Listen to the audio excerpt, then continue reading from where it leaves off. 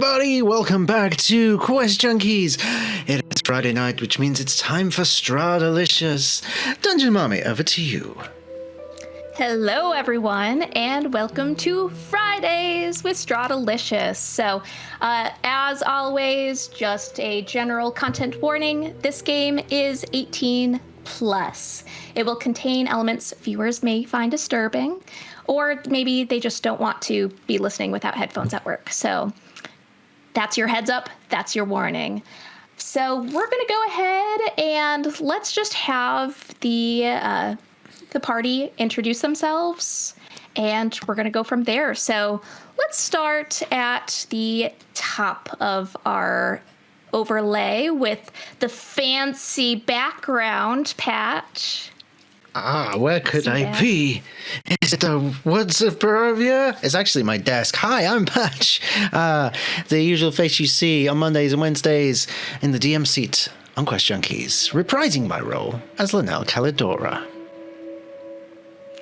All right, and let's go down the other way on the overlay, welcoming back River to the table. Hello, I'm back. I'm River.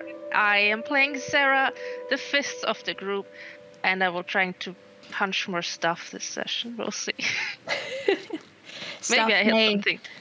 May or may not be punched. We'll just have to roll the dice and find out. All right, Bridget.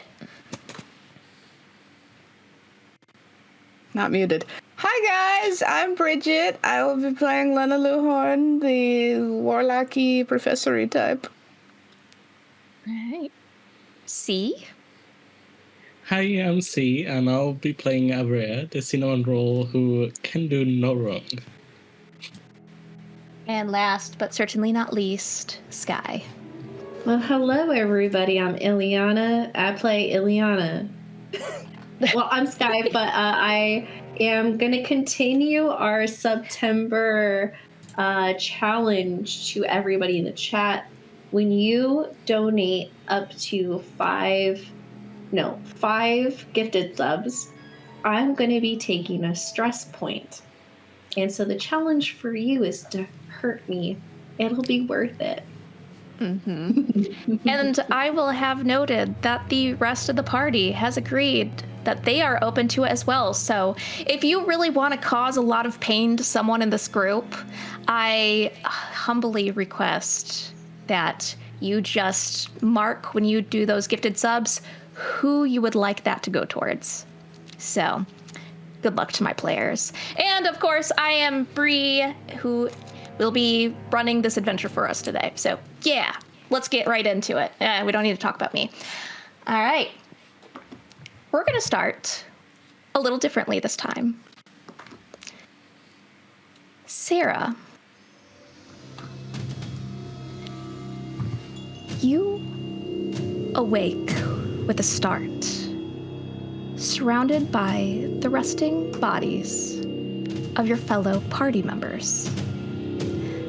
The flickering embers of the campfire cast eerie shadows that dance like specters among the surrounding trees. In the chilling silence of the night, a voice, faint and haunting, calls out to you from the depths of the terrifying woods surrounding Old Svalich Road. Your heart begins to pound in your chest as you strain to listen, a feeling of dread washing over you. The voice is recognizable. The same sweet voice that you had looked forward to hearing and had missed for a few weeks now. Sarah? Sarah, where are you? Unbidden, you rise from your bedroll, your body moving as if guided by an unseen voice or force, unable to resist the pull of that voice, her voice, and unable to ignore the desperate plea in those haunting woods. With trembling steps, you venture into the darkness, the towering trees closing in around you like spectral guardians of an ancient secret. The path ahead is barely discernible in the suffocating darkness of the Barovian night. Sarah, please, I need you! Her voice seems to be coming from all directions now, echoing through the woods in a disorienting chorus. Your heart aches with the need to find her, to reassure her. The woods seem to conspire against you, twisting and shifting with every step you take. Sarah, please don't leave me alone. Tears well up in your eyes as you push deeper into the sinister woods. You're desperate not to let her down. You need to find her, to protect her from whatever is lurking in that darkness. But with each step, the woods become denser, the path more treacherous. The voice continues to call out, growing more desperate, more chilling. Sarah! Sarah, help me! You feel lost, trapped in a never-ending nightmare as the woods close around you. Last time on Strahdalicious, our Femme Fatales woke up from their long rests without Sarah at their camp. After some fruitless searching, they decided it would be best to head back into the town of Barovia and search for her there. Once in town, they insisted they stick together with Ismark to find Irina, and they made their way back to the burgomaster's mansion. The two siblings were reunited, and some emotions were stirred up within the party as some of their backstories were touched upon. And this is where we're going to start. The party had been just leaving the burgomaster's manor.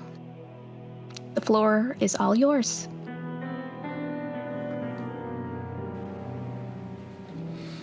Well, on the bright side, Mad Mary's is on the way to the tavern, and I mean, considering Sarah enjoys a good drink, we might be able to find her there. It's a good place to start. Agreed. And then, once we have everyone together, we can go shopping, like a little bit. I wonder what the Shopping fashion is episode. here in Barovia. We've often wondered that ourselves. I wonder what kind of skirts you could get here in Barovia. I mean, Avrea, that keeps getting shorter and shorter. Not everyone's at the height of fashion. Especially not in Barovia. I hear torn skirts are in right now. Mm-hmm.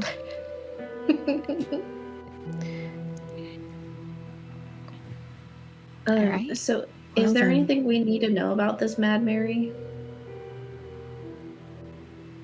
Are you Right. asking me as a DM, or are you asking amongst yourselves? The players, as they're supposed to be Barovians. Would I recall anything in particular? Let's see. I will have you and Linnell roll me a history check. Great. History check for A now. history check. A woo, Oh, a woo, Strahd. I got a 14. Oh, Linnell's just been cursed to speak like that this whole session. Don't tempt me. All right, what did Lena get? 16. All right, so was that a 14 and 16? Yes. Okay. Yep. All right. You would know a little bit of Mary, not so affectionately known as Mad Mary. Her reputation precedes her because she has been known to be very suspicious of anyone and everyone, even before the disappearance of her daughter. And so anytime anyone's encountered her, she is immediately on guard. She often would wander the streets ranting about the devil, the she-devil. And ever since her daughter Gertruda has gone missing, well, let's just say that it's been a little noisier in Barovia. Not right now, though. The streets are quiet. Puddles everywhere from the rain.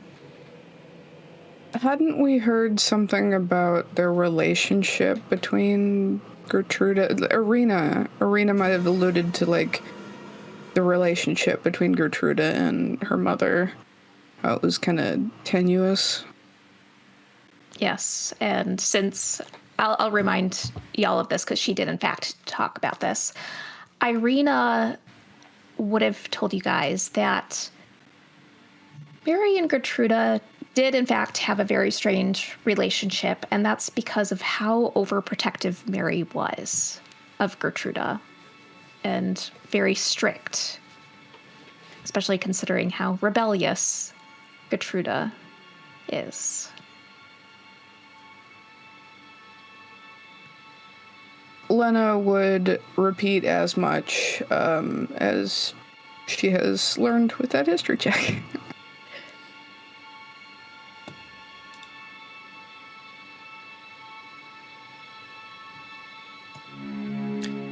Well, Hard to say why all these women are going missing, but this is at least one strong possibility. it's best to keep her on our guard. All right, if you say so. Let's go knock on her door. All right. And Irina had given you all the map. So you make your way through the barren streets of the village. Still not spotting many people. Still eerily quiet. Till you come in front of a very dilapidated two-story house. You would all note that the windows on this house are boarded up. Oh, another one. So she's getting harassed by Strahd Van Der. Damn it. Let's just.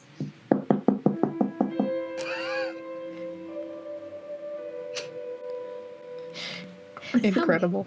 How many names can Ileana oh God, it's contagious. Okay, how many names can Ileana pronounce wrong? We're gonna find out. Hello. Well, No answer. This is why we need fists. Mary, yoo-hoo. You're not here to break out your windows. Can she listen at the door to see if she can hear inside? Yes, roll me a perception check.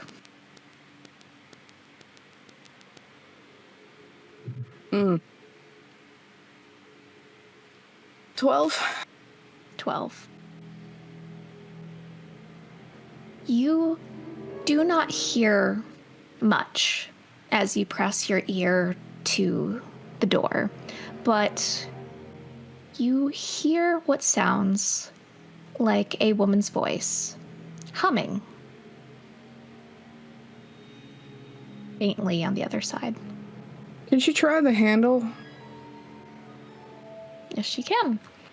Is it locked? She tries to turn it, she would be able to turn it, but the moment she tries to press it, she would see that it's indeed locked. Unfortunate.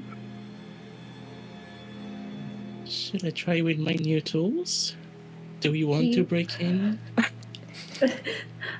Is that a normal reaction to break in when someone doesn't answer a door? Well, I can see why she doesn't want to. God damn it. we're in Barovia. I don't know what it was like here. You're settling in so quickly. I try my best. Perfectly normal situation, darling. Yeah, why don't we just commit some light arson after this? But With a don't side threaten of me with a murder, good maybe. time.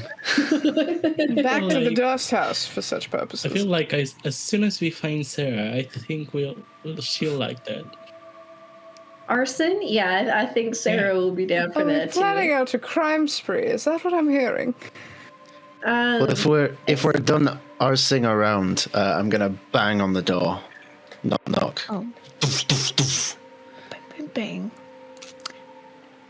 Is Lena still listening at the door? Try to back away before her head bounces off the door. Thunk, thunk, thunk. All right. You don't hear anything for a few moments, but then you do hear the sounds of locks, many locks being unlocked as you hear like click, click, click, click, click, click, thunk, click, click, click, click. And then the door opens ever so slightly with one of those little locks still on the door, just allowing it to kind of creak open. And you see a woman in about her, I would say, mid to late 40s peek through. Can I help you? I hope so. We were wondering if we could help you. Oh, no, I don't need any help this here. I'm over? fine. She said you could use some help with your daughter. Oh, no, Gertruda came back. She's fine. Everything's good. So I appreciate it. You guys can be on your way. Have a lovely day. Well, wait. Insight check. I was about to say, on the count of 3, insight check. Yeah. Where one of our friends also went missing, and we were wondering if you might have seen her. Oh, no, it's just me and Gertruda in here. Well, if Gertruda's back, maybe she has seen her wherever she was. It's Oh. such a good. Gertruda's a good girl. She doesn't, she doesn't go along with people who Our friend is disappear. our friend is a very good girl too. You see. Because Bridget was the one who broke me, let us get in the naughty point every time. I can draw the naughty point. It's there. It's crooked, but it's there. Yeah. Listen, I don't want any trouble, and I'm just happy that my daughter's back. So maybe you guys can just leave me alone. Did you guys roll insight? I certainly will. Can I give Linnell the help action? Ow. Actually, You can do so if you could give me a valid way that you would do so. just I'll force you to get creative here. Undead twin powers activate.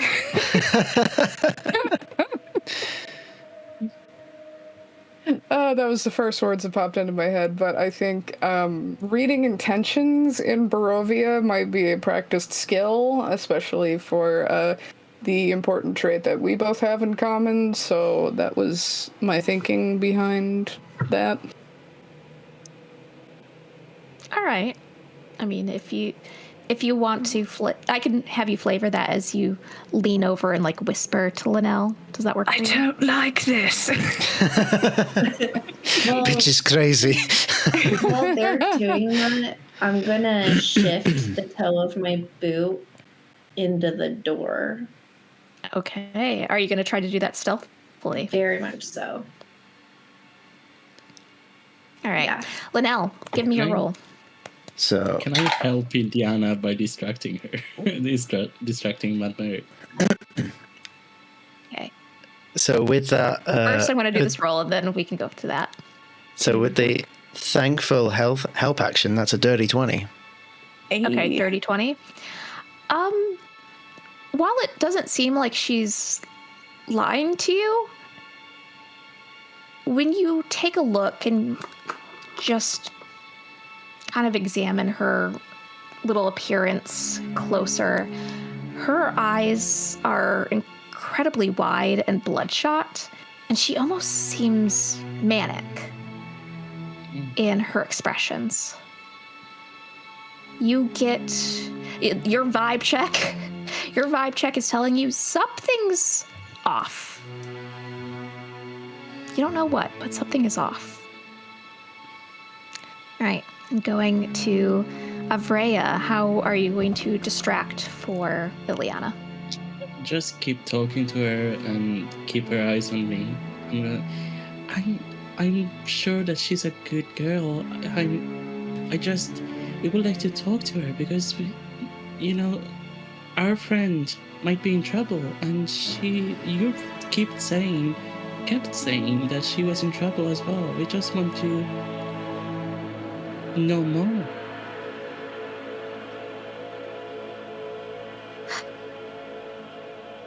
Well, if you must come in, then I just do ask that you don't stay for too long. She's had a very long journey, and I'm sure she's very exhausted. Thank you. And you hear another lock, and she opens the door.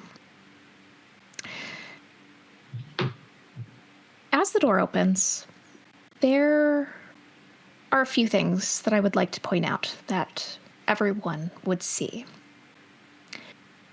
Internally, the house is boarded up as well. So any window that you see is boarded up, has furniture leaned up against it, completely barricaded from the inside.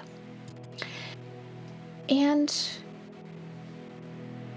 in the center of the room is just one chair. All the rest of the furniture has been used in this barricade. So beyond that, all you see is a staircase leading upwards to the second floor.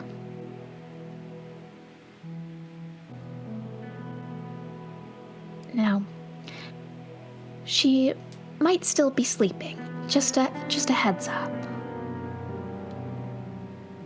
Can I give you guys anything to drink? Anything?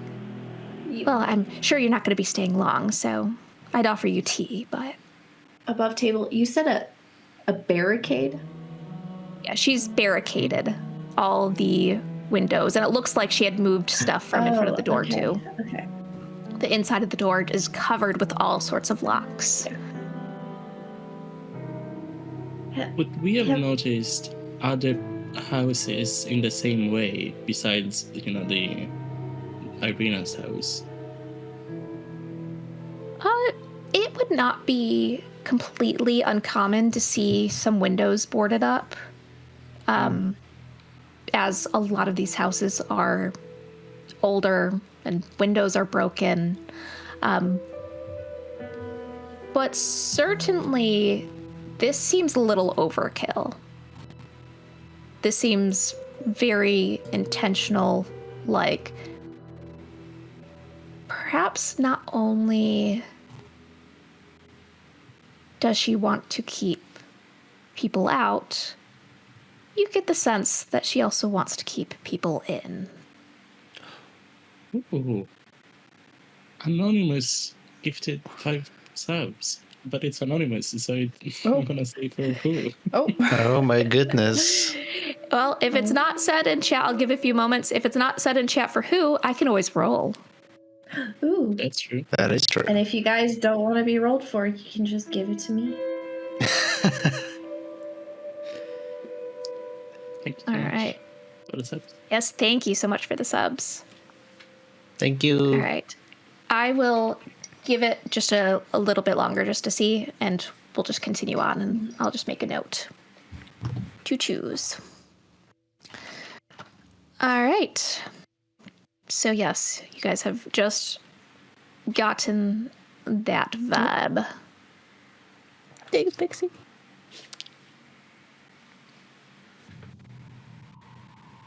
Mary is eyeing all of you kind of on guard. Like, she has been a little bit more friendly, but I think it's pretty clear to all of you that she's ready for you to leave as soon as possible. Which way did you say to your daughter's room? Oh, it's up the stairs. You take the left, and it's right ahead. I'll be quick. Has she been looked over by a doctor? Is she okay? Oh, doctor? We don't have a doctor here in the village. But she's fine. I had some basic salves. Oh, she came back scratched up then? Well, you wouldn't go out into the woods and return without a few. While this is going on, I'd like to cast Detect Thoughts, but I'm going to use it in the way I always forget you can use it. And I'm going to use it to search for thoughts within a 30-foot range. And since there's stairs going up, I'm pointing it upwards, just to see if I pick anything up. You pick something up, but what you receive back isn't really any thought at all. Like almost a sort of disassociation of sorts. There's just the feeling and sounds around the person, their experiences, but no cohesive thought could be heard. Just adding that after Lena said, "I'll be quick," while everyone else was still talking, she would have gone up the stairs and headed toward the room. All right. So Lena's heading up the room. What's everyone else doing? Following along? I'd like to stay behind Okay. with Larry. Same. All right. Linnell, are you staying behind as well? I was going to stay, but I'll go up. All right. Lena and Linnell go up the stairs. The stairs are old and creaky, but there's nothing really much of note as you get to the second floor. Just a closed door to the left. More doors. Your favorite. It's very nostalgic, isn't it?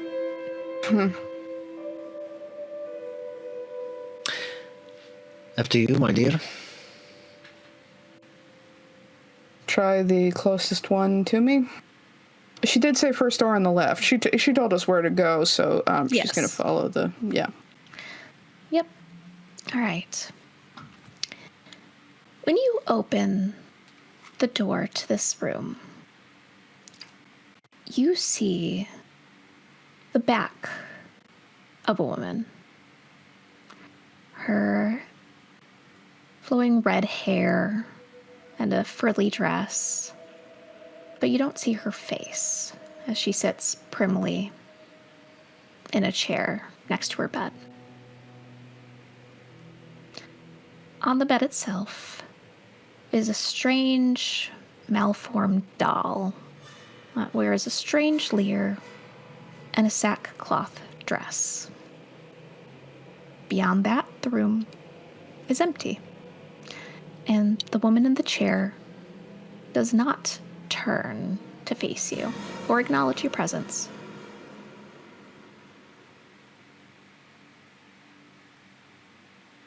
Okay.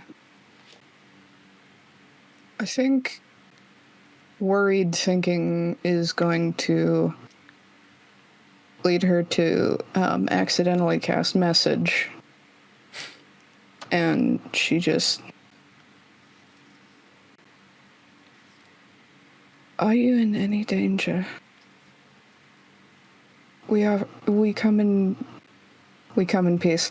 As strange as it is to say, as I realized I was saying it, we mean you no harm.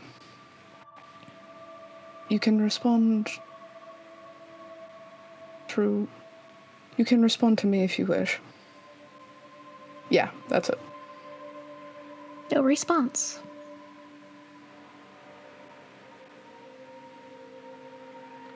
Not much of a talker, is she?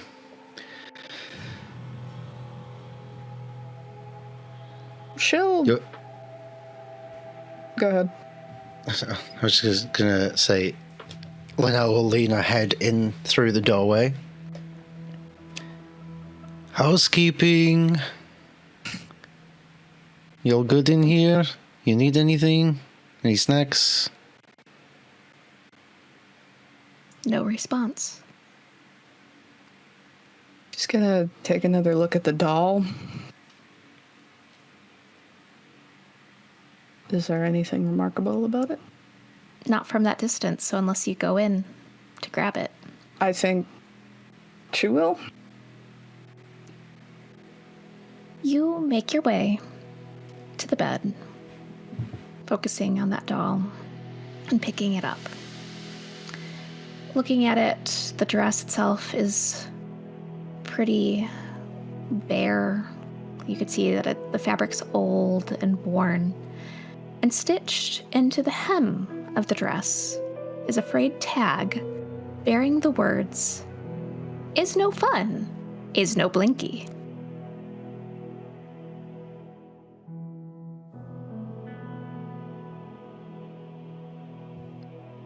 Okay, casting a theory. She's going to try to tap it on the shoulder. Tap the doll or The doll. nothing? Decision dice. Okay. And you have not turned to look at the woman yet, have you?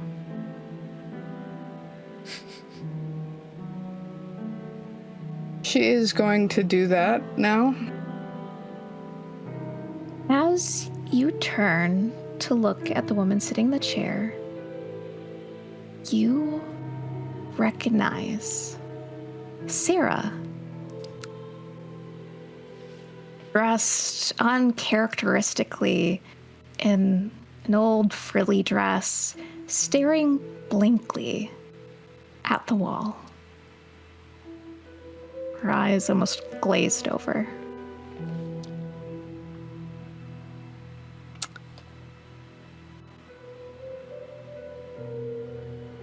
Does the doll look like Sarah? No. Okay.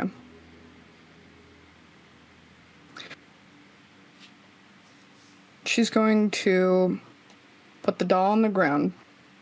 Okay. And step on it. Nothing. The doll smushes flat, and some of its hemming tears, stuffing coming out around the neck. But no reaction from Sarah. No reaction from Sarah. What's the matter, Lena? You don't like dolls?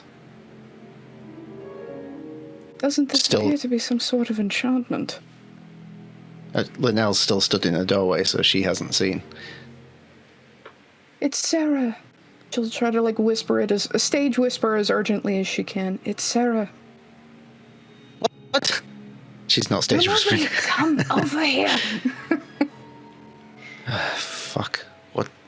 And she'll walk over. And she'll probably stand behind the chair and just lean over it to get a look. Sarah staring blankly at the wall. No reaction. Fuck is this? I think Linnell's first reaction is to check her neck. Unblemished, no signs of bite marks whatsoever. Well, there's one bit of good news. Sarah, don't want to punch you. You probably kick my ass, but...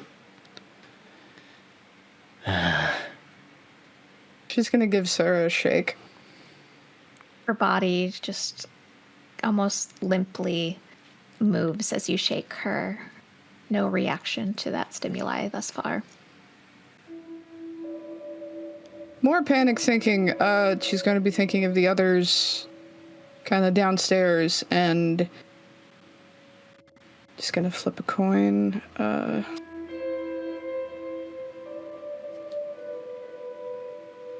think Avrea would hear an unintentional message. What are we going to do? What are we going to do? It's Sarah. She's here. She's stuck.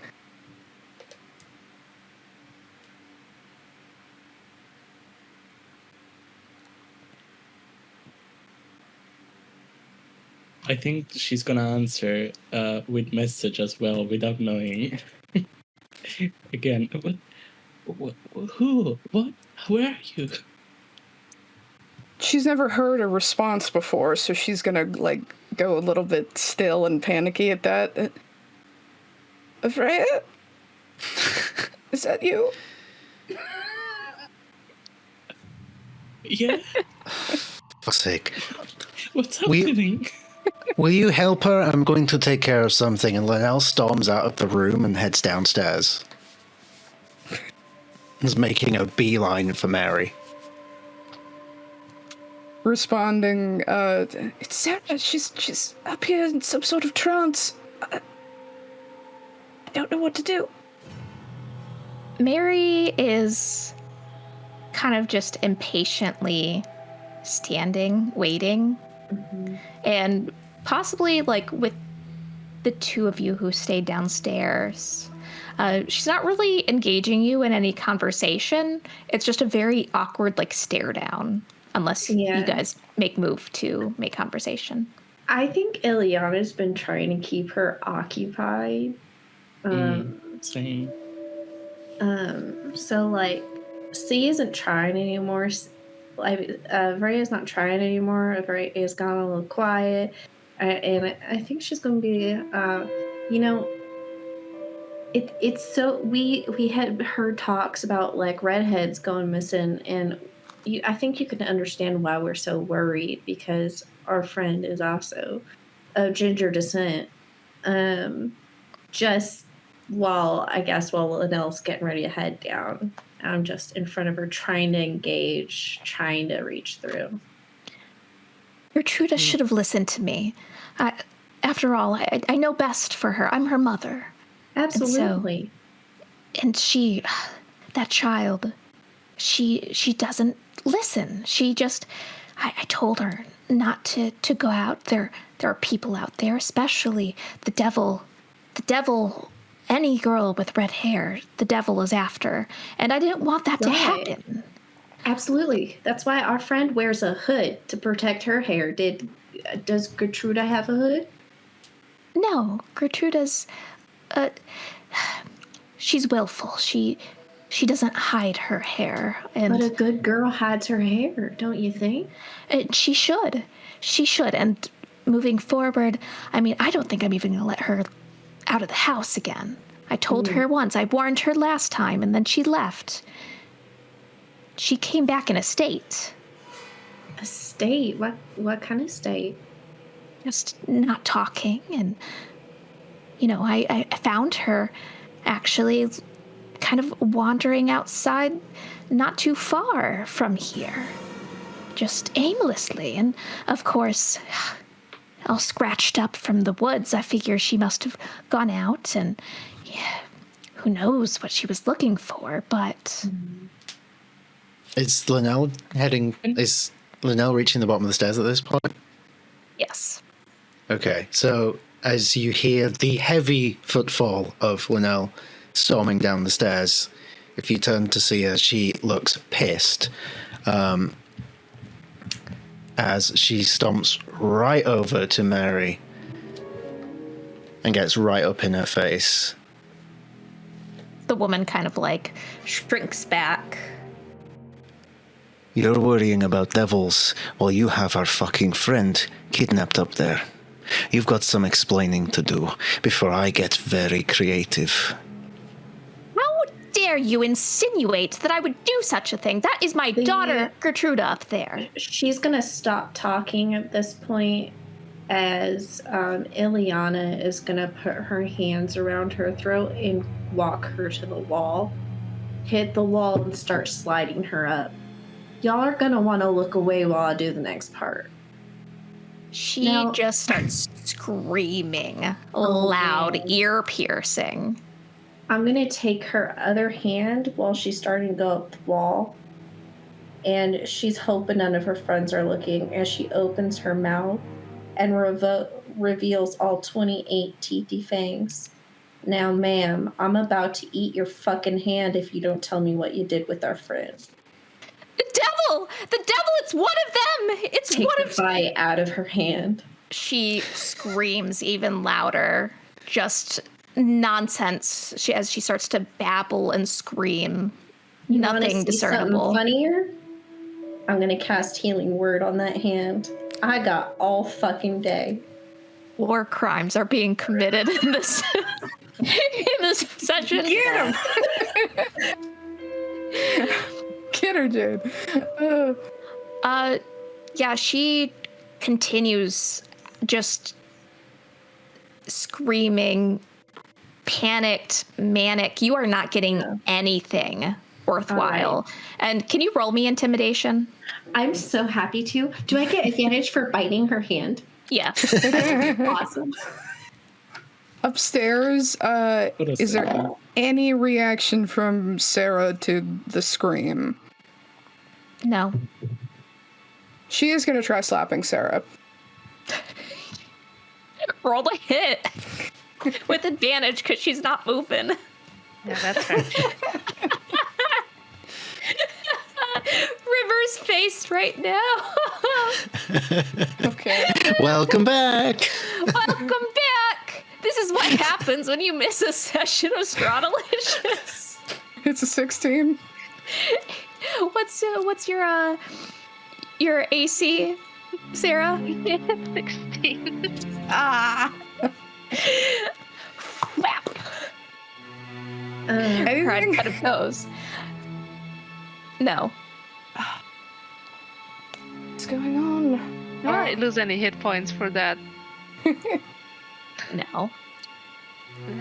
You just get a nice little red mark, handprint inside of your face. New idea. Water skin. She's gonna take out her water skin and try to splash cold water in her face. All right. Let me check something real quick. Actually, roll me a fate roll. Ooh. Mm.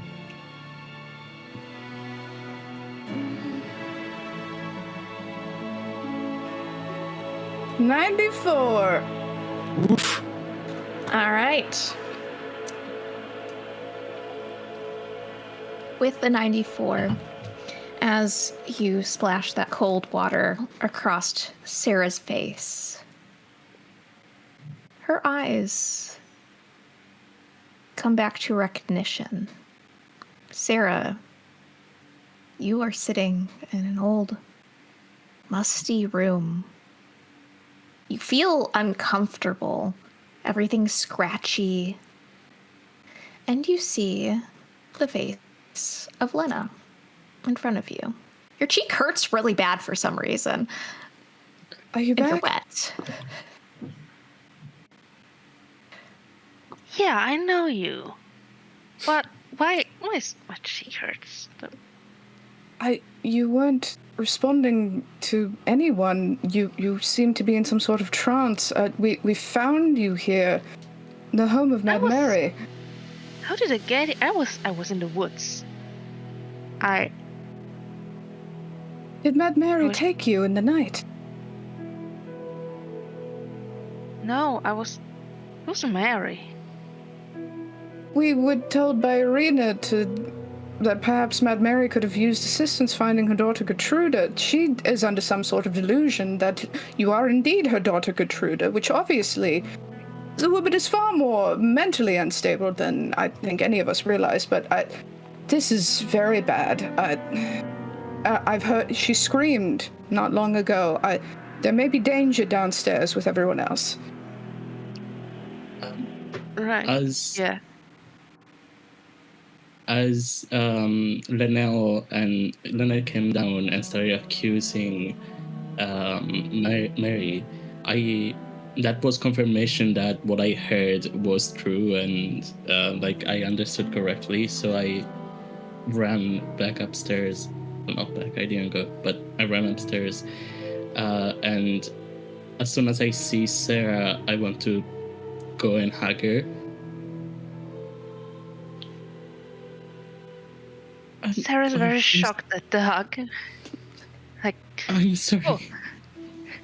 No, that feels very, very nice. That was, We couldn't find you, and we were deeply worried. This is even more worrisome. She'll just ask of Rhea while they're mid-hug, like, what's going on with Mad Mary? What's happening downstairs? Well, the others are happening. They are kind of teaming up on her. But are you... Mary's...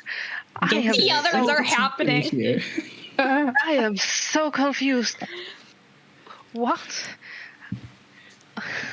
Sarah, at this moment, you would notice that you are wearing not the outfit that you were wearing at camp. You're wearing the most frilly, like, pink outfit. Oh, no. No hood, no... Did you dress me like this? No, that was Mad Mary downstairs. She is horribly insane. She believes you're her daughter, Gertrude. She's mad for sure. Who dresses someone like this? It's terribly creepy. I hope she didn't destroy your clothing or anything like that. Who knows how unhinged she is. It looks like a dress that someone would put their 6-year-old daughter in.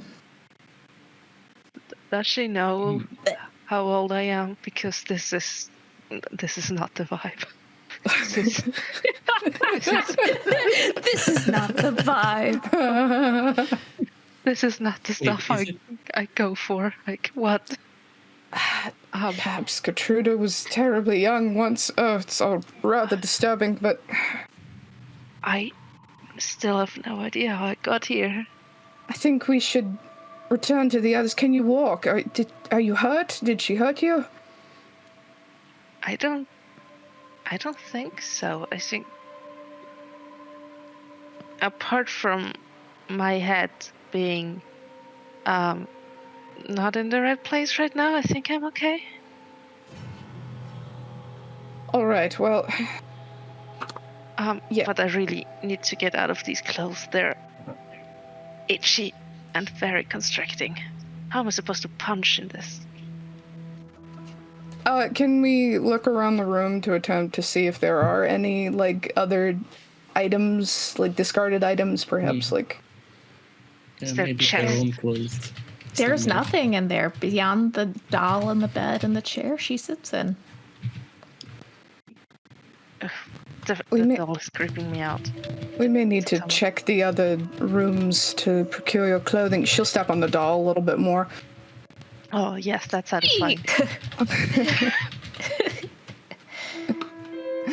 I think she will, poke her head out of the room to try and see downstairs to what's happening. Yeah, she would spot a pretty alarming sight where you don't see the front of Ileana, but you do see Ileana, on the attack there. And there's a lot of shouting, a lot of yelling and screaming. Oh, perhaps they've got the situation under control. We can help you find your clothes. I hope she hasn't destroyed your things. She will just dart across the hall to, the next available room to start searching, to try to find if Sarah's stuff is anywhere nearby. All right. The other room, when you go to open it, is in fact locked. I think Sarah walks after Lena, and once she gets out of the room and sees Ileana doing her whole thing, she's like, I really missed something. I'm gonna need that story later.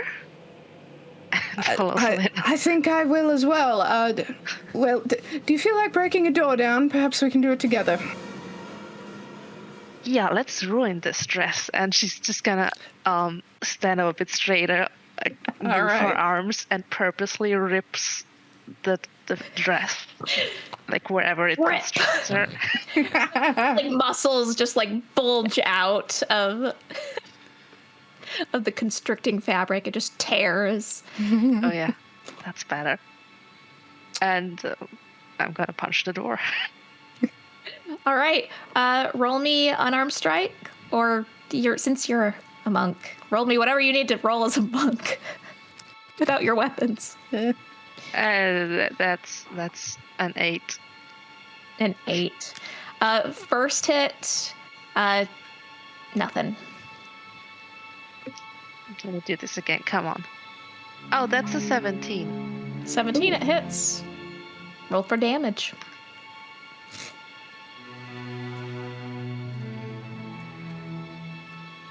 Oh, come on. 4. Some of the boards come loose, and you can see beyond. This room is much more furnished. Can I make the hole bigger? Like, grab some of the hole and just rip it open? Here in the boards, the planks of the door, clanging. And since Ileana has it under control downstairs, apparently, you're not being interrupted. So, yeah, beyond that door, you'd see from kind of the top half of the door, you would see that there is a bed, there's a chest, there's a wardrobe, there's like a wash basin. Let's just search through the chest and the wardrobe, because if that that bitch just stole my shit to wear it herself, that's not something I'm into. Let's go find my stuff. She's gonna look at the chest. Is the chest locked? Yes. All right. Wow. Avrea, didn't I? You do have some lockpicks, right? Yeah, I can try. Please. I mean, they're new, but sure. I'm gonna try and lockpick it. Go ahead.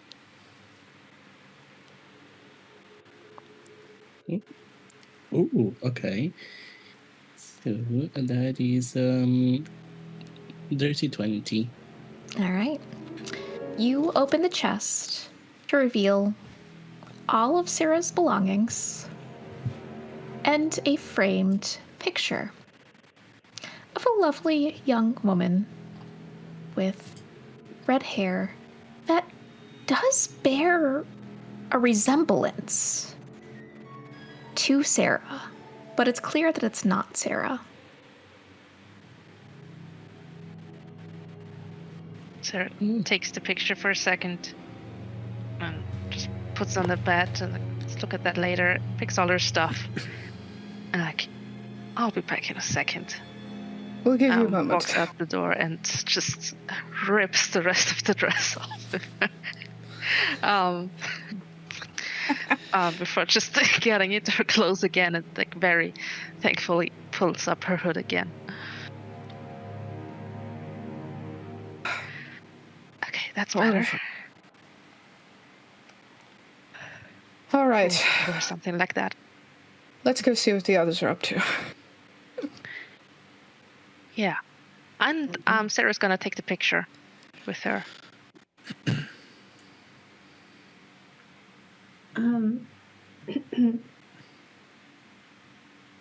Hand on throat. Blood down chin. You know, it's really fucked up that you're looking for your good girl and you had ours the entire time. Now I'm thinking for every lie you've told, I eat one of your fingers. So, why did you take our Sarah?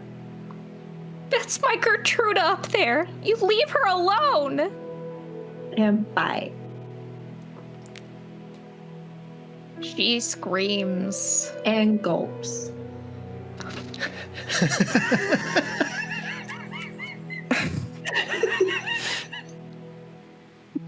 One down. 4 to go.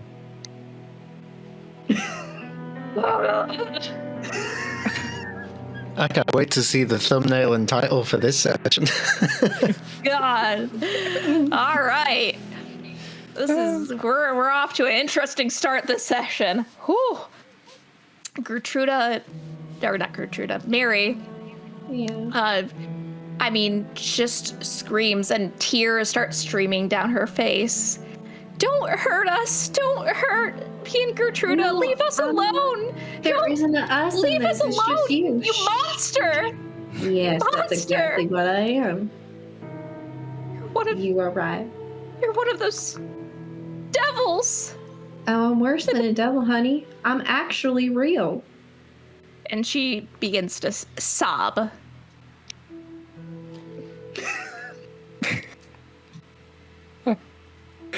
I think Lena would head down the stairs first and just kind of take in everything that's happened, but then glimpse the blood on Ileana's mouth and just go.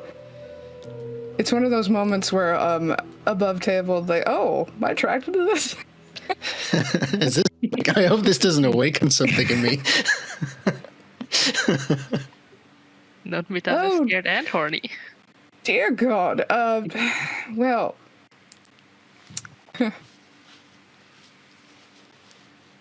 She's a little bit flabbergasted. All right, so why did you choose our friend to take? She's just reduced to whimpers and sobs right now. And I wonder if you hear the "don't hurt you." It's literally just, "Don't hurt me and Gertruda. Leave us alone. That's all we've ever wanted." Sarah follows into the room after Lena and just watches for a second and pulls out the picture again and holds it up to Mary like, this is your daughter, right? Gertruda, what are you saying? You need to stay upstairs. There's a monster here. The devil's gonna get you again, and I can't have that. Right. I'm not your kid. What are you talking about? Gertruda, listen I'm not her. Listen to Mommy. It's gonna be okay. I have my own issues with my mom. You're not her. Wait, and I'm gonna set her down and I'm gonna look at Sarah. Well, you heard her. There are monsters here, and you see Illy with the blood going all down her face. Come here, daughter. Come to Mommy. Let's see what happens. And she sticks her hand out to you. Sarah grabs it. Is this what you're so scared of? And I'm gonna rotate Sarah's wrist, and I'm just gonna give it a little kiss on the inside. Am I really such a bad thing? Definitely Vicious not. bitch, stay away from my daughter. Vicious bitch, have I harmed a hair on your head? Oh, I'm quite alright. As you hold her, like, have her hand where you've literally bitten off and eaten one of her fingers. She just gives you that, like, look of just, like, now that, like, you are holding onto Sarah's hand, she looks at you with, like, a deep hatred. Yeah. Like, Sarah faces Mary and still her hand in Ileana's and is like, listen, Mom, you did way worse to me right now in dressing me in that frilly shit. This is nice. This is way better than anything you did to me. her eyes widen and she looks at you. That's not true. Don't let them influence you, Gertruda. It's way too late. I'm already on their side. Very much influenced. I'm gonna do the you know Morticia Adams, how she gets the kisses all up her arm. I would so do that shit in front of this mother. Strahd is sitting in her castle right now, just like, I sense that I'm not the most evil thing in Barovia. I sense a disturbance in the mist. Yeah, you do. This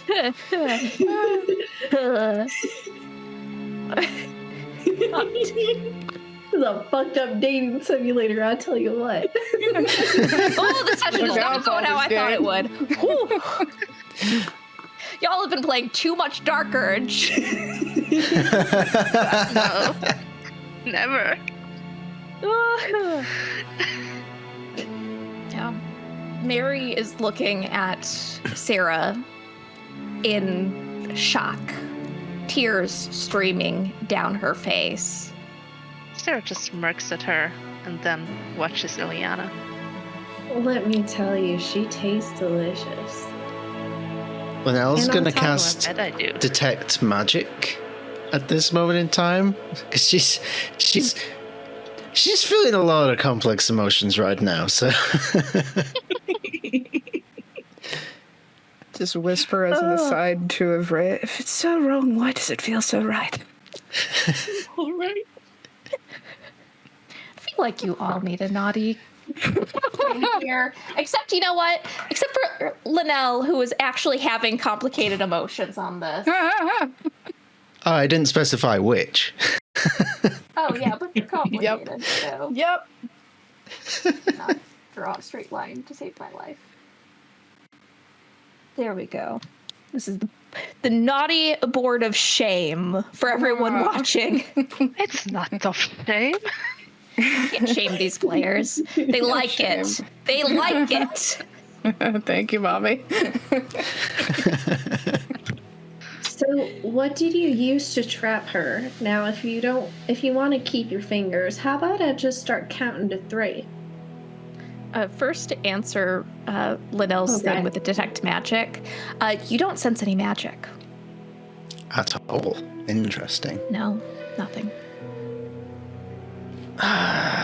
Fuck it, I'll use my last level 2 spell slot and I'll cast Detect Thoughts on Mary and I will push immediately. All right. We're And going does deep. Does she have to roll anything for that? She can attempt to save if she wishes. I get the surface thoughts immediately and then I can push when she can make the save. So that is a wisdom 15. Yeah, she's not going to... I mean, in this moment, because of everything going on, she's not resisting that. She can't. And really, it's just echoing what she's saying out loud. You feel the sense of fear and anguish that she's experiencing in this moment as she gazes upon Ileana and thinks of her as one of Strahd's creatures.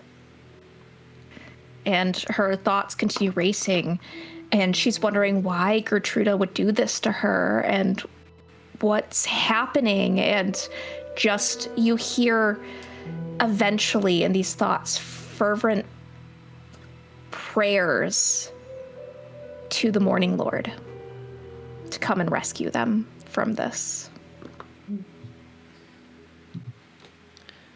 So I think picking that up, Linnell will put a hand on Ileana's shoulder. I think we've done enough now. Have we? She's a kidnapper. She's also She put me in mad. a dress. They call her in a Mad pink. Mary. She She's put me in a delusional. pink dress. She doesn't actually know that she really thinks this is her daughter. Do y'all got asylums here? Because she needs to be in one. Well, she's barricaded We don't, herself do in we? here, so... No, you would have no idea what an asylum is. It's one of those space words again. No, it's like a farm that they keep the kooks in. What's a kook? A crazy.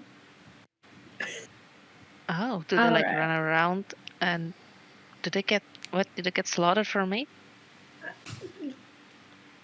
Only the really bad ones. I feel like if we open one in Barovia... I need a content warning from my players. Christ. Yes. Welcome to the session of Quest Junkies right here. that finally gets us demonetized. God. Breaking everyone's terms of service. I can't imagine they really even know what mental health is in Barovia either, so... Can we eat that? Can we? I think we just call it health. Remind me not to go to whatever things you guys offer. I'll get my therapy elsewhere. Scheduled my What's appointment therapy? after the session. Jeez. I think she's Sarah gonna takes out the picture again and shows it to you. Like, I guess I can see why Mary thought I could be her kid, but But she refuses to accept the fact that you are not. Exactly. Linnell, is your detect thought still going on? Yes.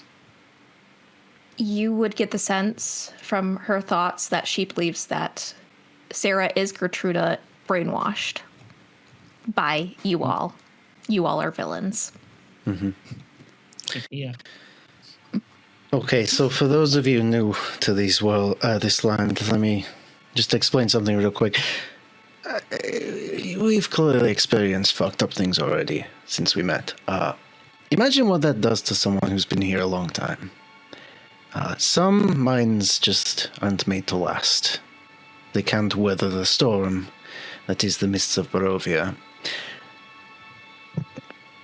They call her Mad Mary. She's broken. So, I think it's not the best thing in the world to do, but I think we just leave her here to do whatever she wants to do. So now she's broken and missing a piece. Got it.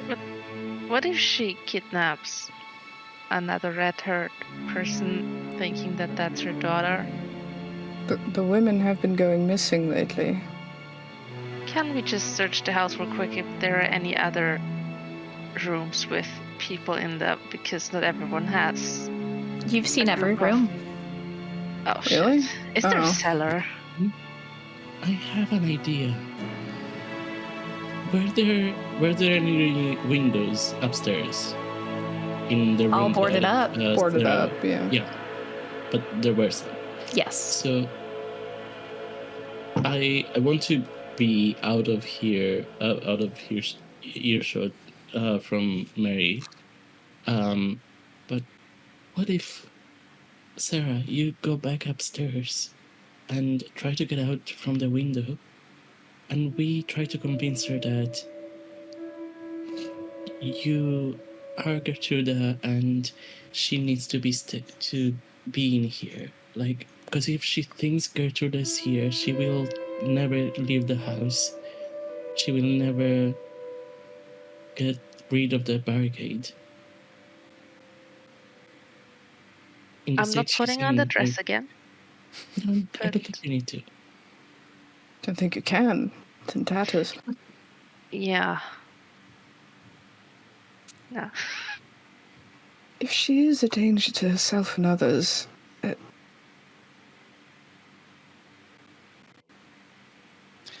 Look, it's not our responsibility. We can get, Burgomaster Ileana. What do you think? we could, though she shouldn't go alone. Perhaps Ismar could travel with her. I mean, Ismail is also a redhead. Oh, Could she become the next Gertrude? Could he? Perhaps you're right. He really should dye his hair. Someone should get after him about that. speaking of I have a Ismar, question for all of you. Where's Why? Lancelot? Lancelot's with Ismar. Yes. All right. I left him there at the house. Noted. And the dogs are bonding. That's nice. Puppy playtime. There it is.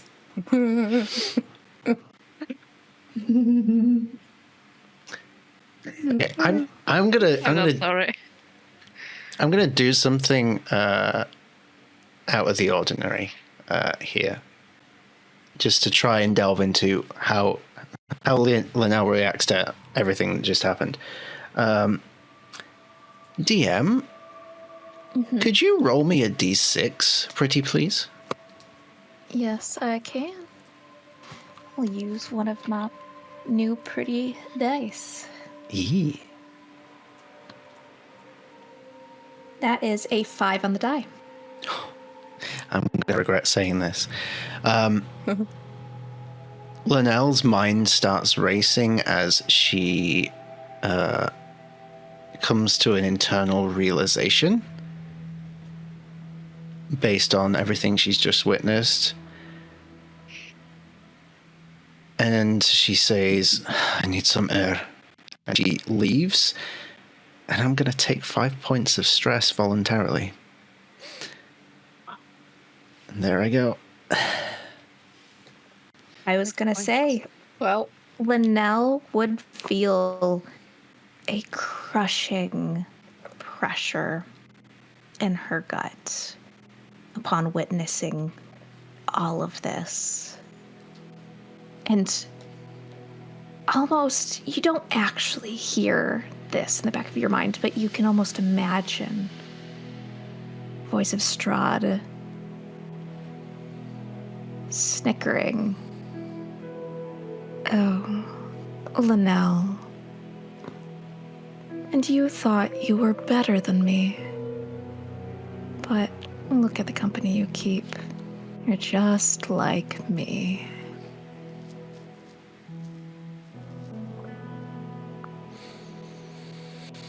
Yeah, she storms out of the house and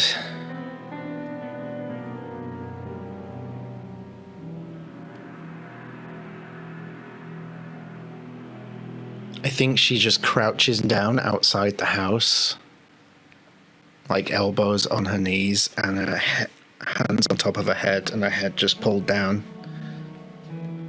And for someone who doesn't need to breathe, she's hyperventilating a little bit.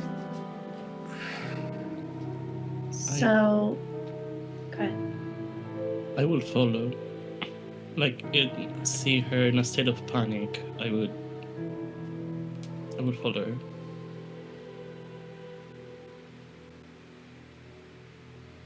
Is everything okay? Do you want to be left alone?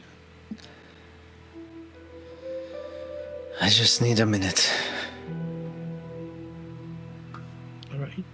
I'm right here if you need anything.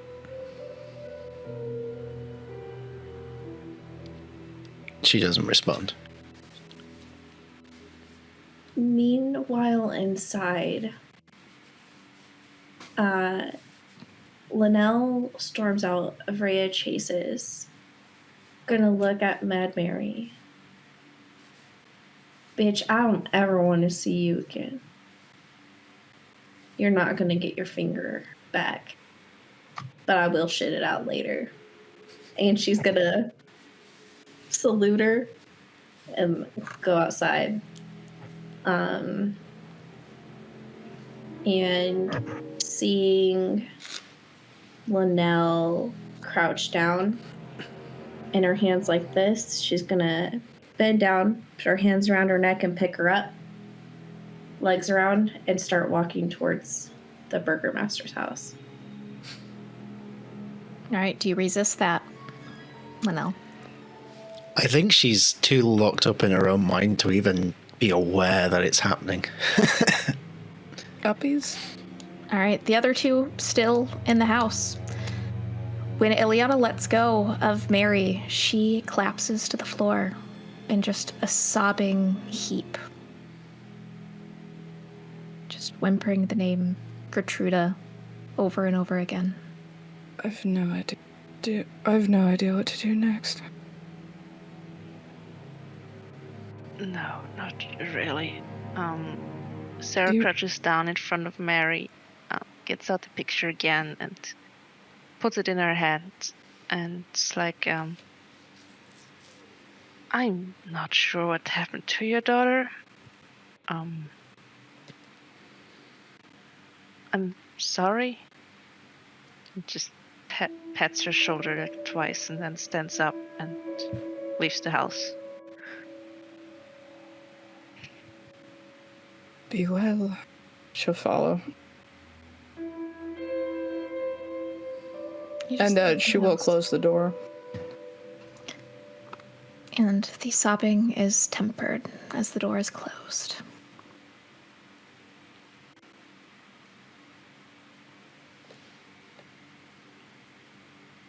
Still don't know how she found me, where I was. I'm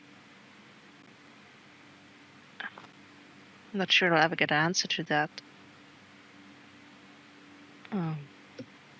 Well, okay, quick question, because my brain's not working. Did we take watches last time we all rested? I'm pretty sure we did. Yes. I think Iliana was on watch, yeah. Yes, so, she's gonna suggest perhaps we need to adjust the way we take watches. We can never be too careful. I'm just relieved we found you again.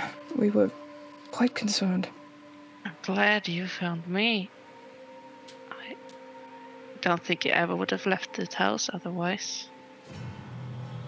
Perish the thought. Honestly, I'm happy to put as much distance between ourselves and this domicile as we possibly can. Yeah. Let's do that, yeah. You all are heading back, I'm assuming. So this is going to be a pretty apt time for us to take our break. But I do have one question. Ileana, do you have any stress points? I have one. You don't have any more stress points after that? Fed the beast. Oh my god. All right. I love you. We are going to take our bio break, and we will be back shortly to see what the hell happens next. See you guys soon. Shortly. Bye.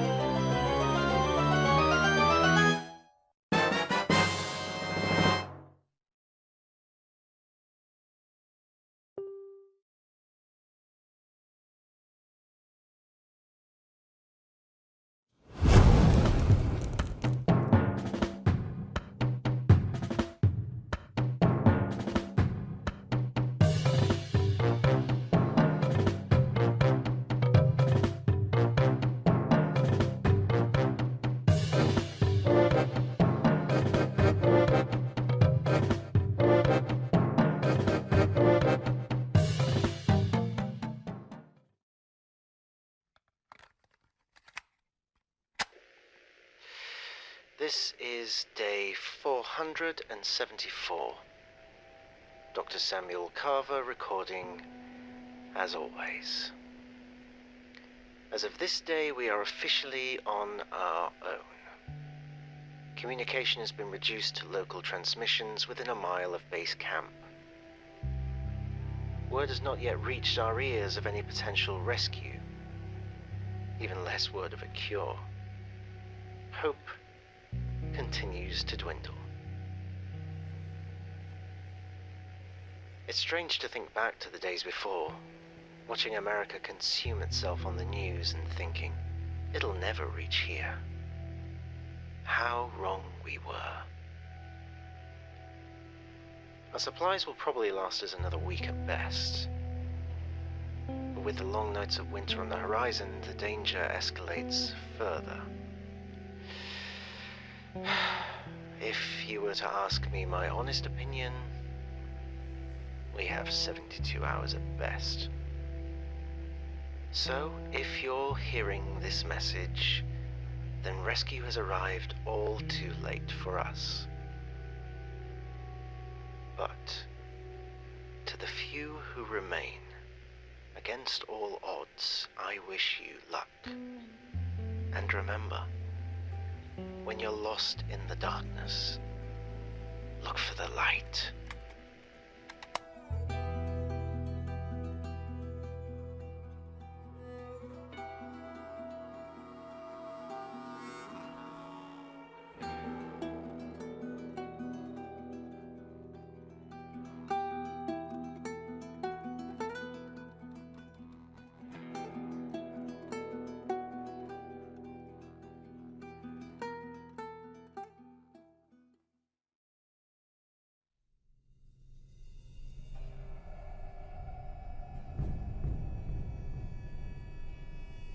The world has changed. The coming of calamity and those who rose up against it. Victory was gained, but at a cost. The lone swordsman lays dormant.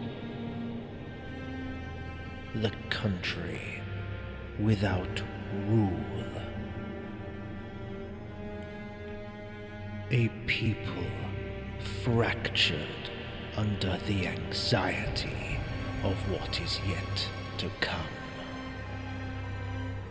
But within these fractured lands is something thought lost to time,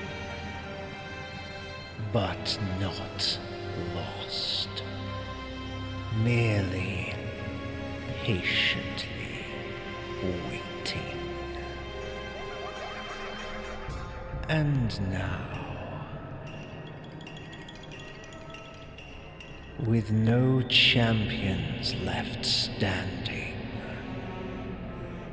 there will be no will other than mine.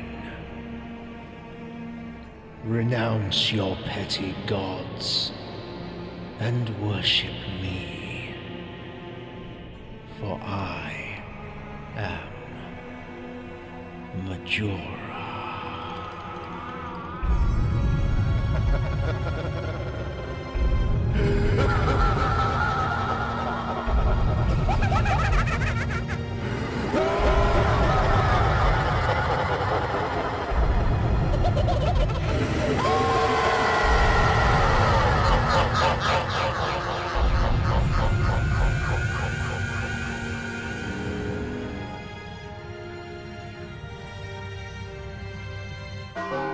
You've met with a terrible fate, haven't you?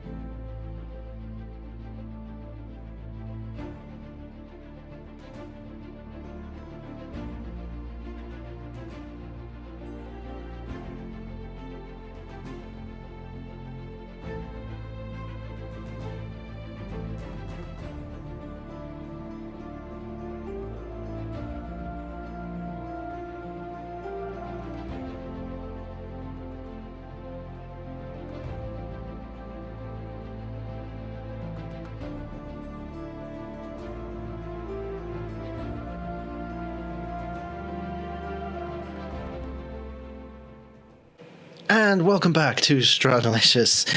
Oh boy, let's see what this second half of the session is going to be like. Bree? Well, it's clear that the players are on their darker origin run, apparently. So let's see how the rest of the session pans out. Back to y'all. You're heading back to the manor. I would say we could go shopping, but I kind of want to go tuck Linnell in. You're covered in blood, too.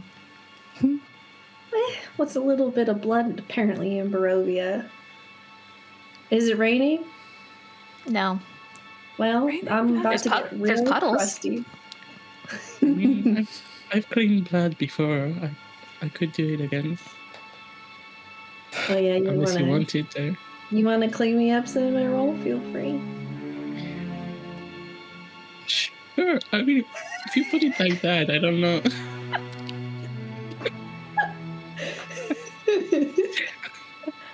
Oh, Abrea Well, just I'm like, breaks. I'm baby carrying Linnell, and then just I'm just, don't mind me, I'm just gonna hydrate real quick.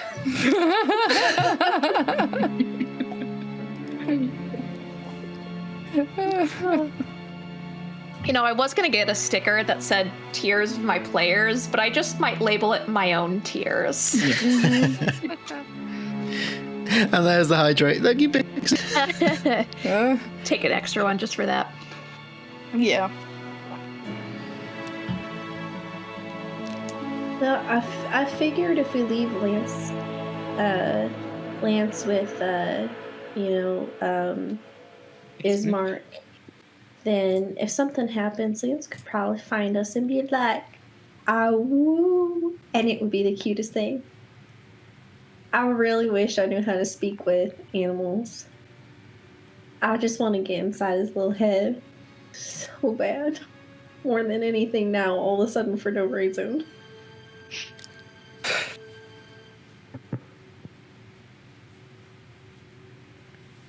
We'll find a way. We can do it. One day.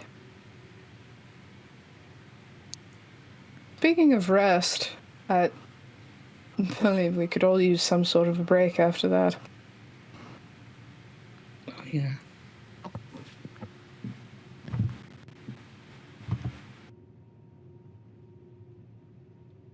Hopefully this time Sarah doesn't disappear. I don't even know what to say to that.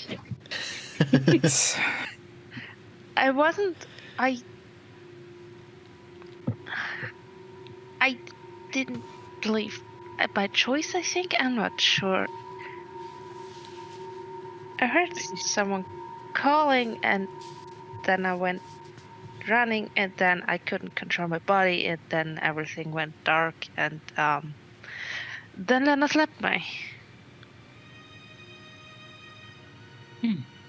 So you heard somebody call? Who was it? Maybe that's the key. I doubt that it was really her. Given the state of her, I doubt she'd be capable of such magic.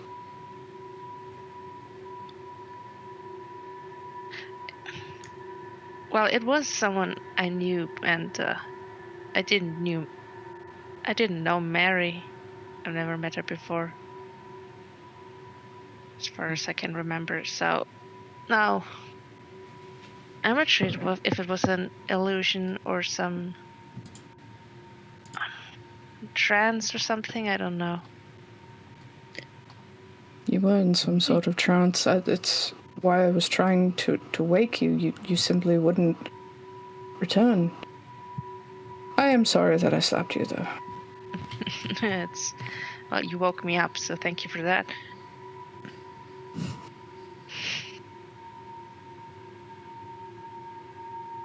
Oh. Well, at any rate, we should stay close. For the night is try. dark and full of terrors. Yes, all men must die. You're right.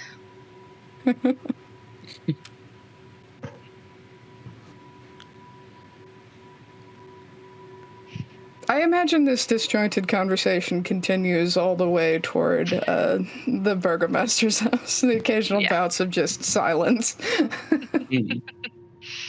There's definitely a weird air in your party, and I don't know if any of you will place it or if it's because of those events, and perhaps you all may have your own thoughts on how everything transpired.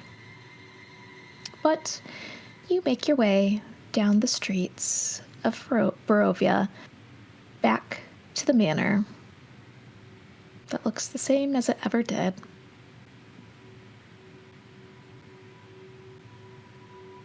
Knocking at the door.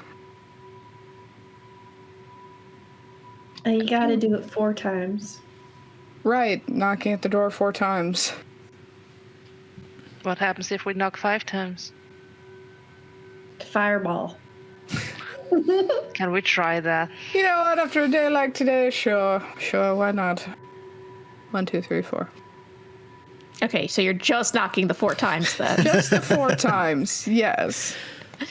All right. I want to see the fireball. Moments later, the door creaks open, and you see Irina kind of heave a sigh of relief, and she's like, "Oh, good. You all are back. Oh, you found your friend. Yes, That's good.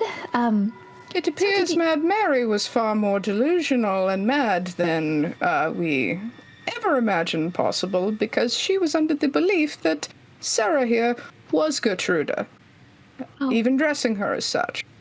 Morning Lord bless her. It's like all gingers look alike. Like, really? Well, I'm glad you were able to talk to her and get everything sorted. Right, yeah, sure. Let's go with that. Yep. No, that is not okay. What the... Irina, can we come in, please? Well, of course you can. She opens the door. What? Are you all right? You're covered in blood. Yeah, like I said, It's that her own. woman... Yeah, okay, I bit my tongue. Well, I don't know how to bandage anything like that, but I can get you some water, and you all can sit down and take a break. God damn. Lancelot, come here, boy. You hear just the paw prints, like the nails on the wood, as Lancelot races down the stairs, like skids down the last 2 steps, and just bounds over to you, tongue lolling out to the side. Smark, here, boy.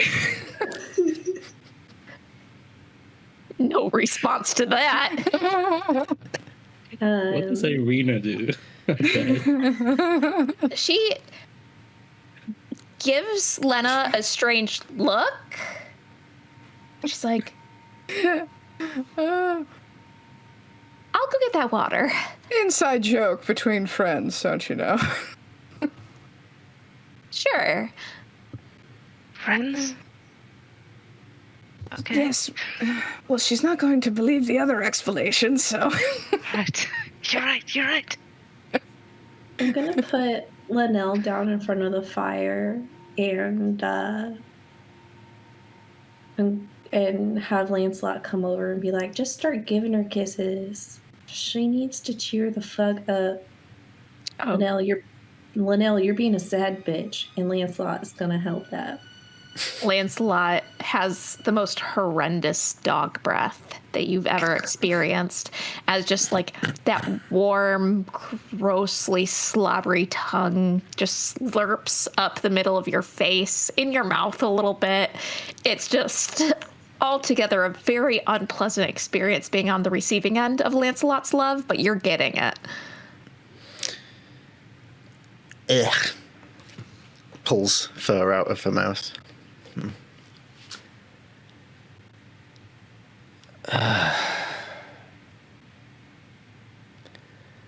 Okay. Good boy.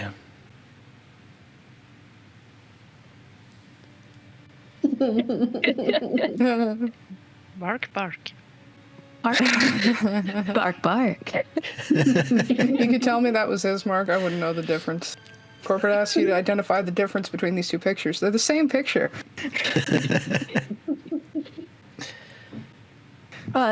Irina comes back shortly, and she has like a nice mug of water. And she's like, I can get the rest of you some water as well, if you'd like. Anyone thirsty? Anything Water? stronger? Yeah, I'll join in on that. I can see if we have some wine. Something Splendid. stronger? What do you mean, something stronger?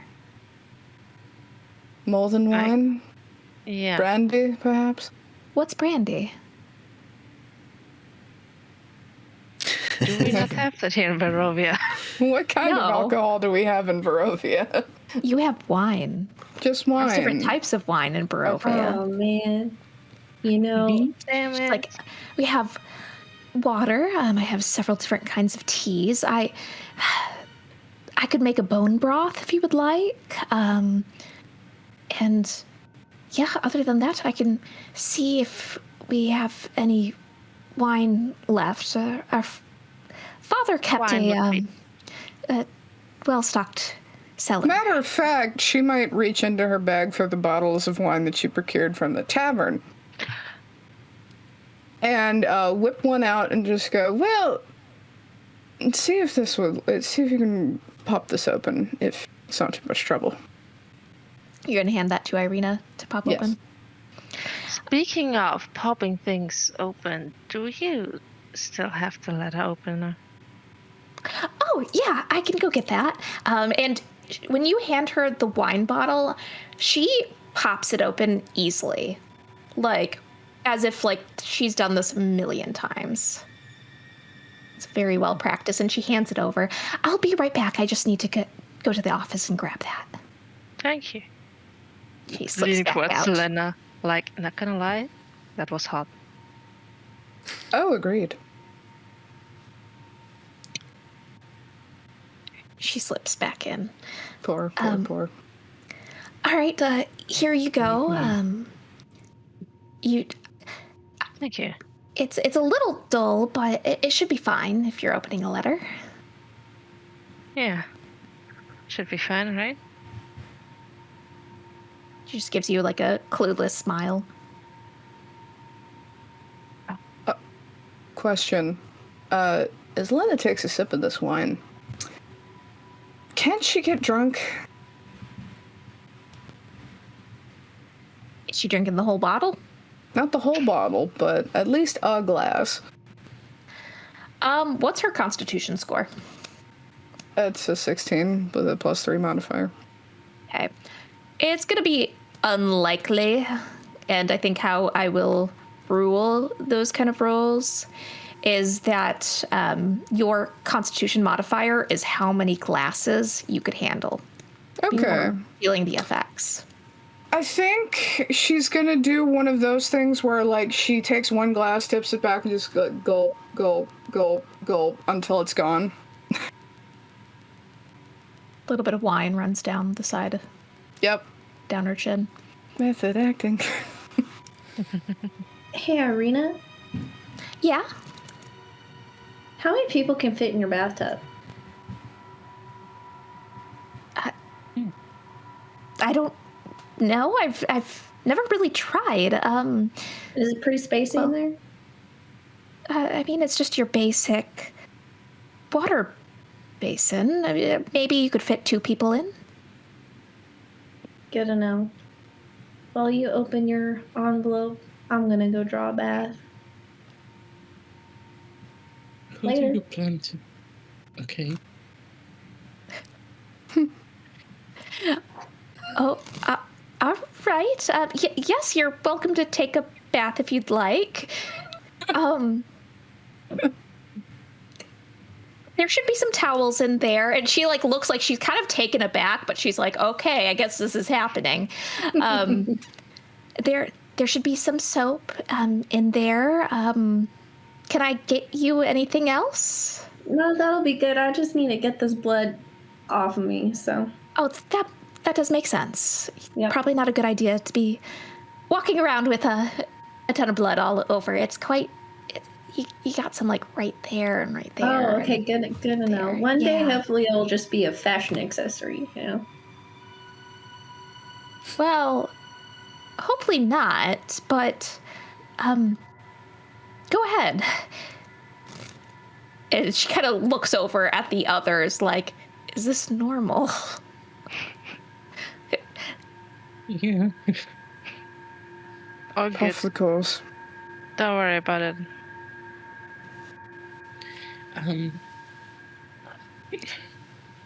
Posture check. Actually, Sarah, I had an idea for that letter that we haven't tried. I forgot what the others have. I know that Iliana has the carry-on, but maybe I also have something similar. It's all broken. It's made of glass, so I feel like it has the same properties. Maybe we could cut with that glass the letter open. Oh, that sounds like an idea. I mean, we've tried everything else, so... Yeah, that's true. Do you mind if I try? Yeah. I take carefully a shard and give it to her. All right. I'm gonna try to open the envelope once again. Nothing. You put the shard to it, and it slips without even making a little cut. Okay. Well, we've tried. It was worth a try. Thank you. While I'm already on that, I'm gonna take out the letter opener I got. And try to open the letter with that. That doesn't work either. You were She's met gonna- with disappointment. He's gonna throw the letter opener and tries to throw it against the wall to make it stick. Was it not work? Was it too dull? Are you okay? You look a little stressed. A stress point.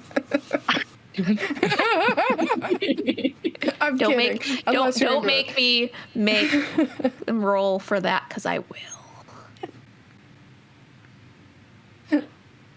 How much is it affecting your psyche?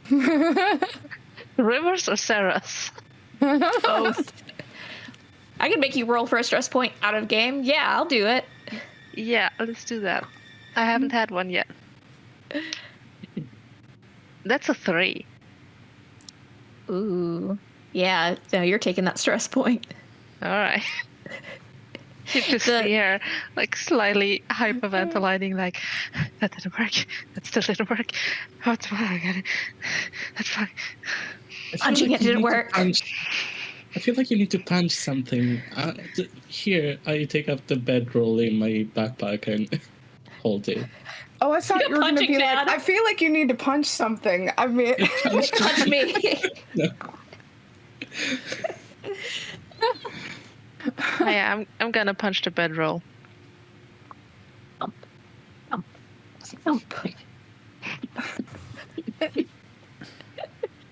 Freya, what is your strength? 9. 19. 9? Oh, no. Wait, 9. What am I saying, 9? Yeah, you're going to fall on your butt from that. There is no way. Sarah stops as soon as she notices Avrea being on the floor and like, right, sorry, are you okay?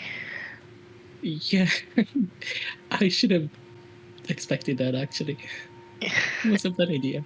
Wow, you really have some pent-up stress. Was today, you guys weren't gone for that long. You would think that, wouldn't you? I had a very stressful day, I guess. And that was just like the tip of the iceberg, that fucking envelope. Still not opening.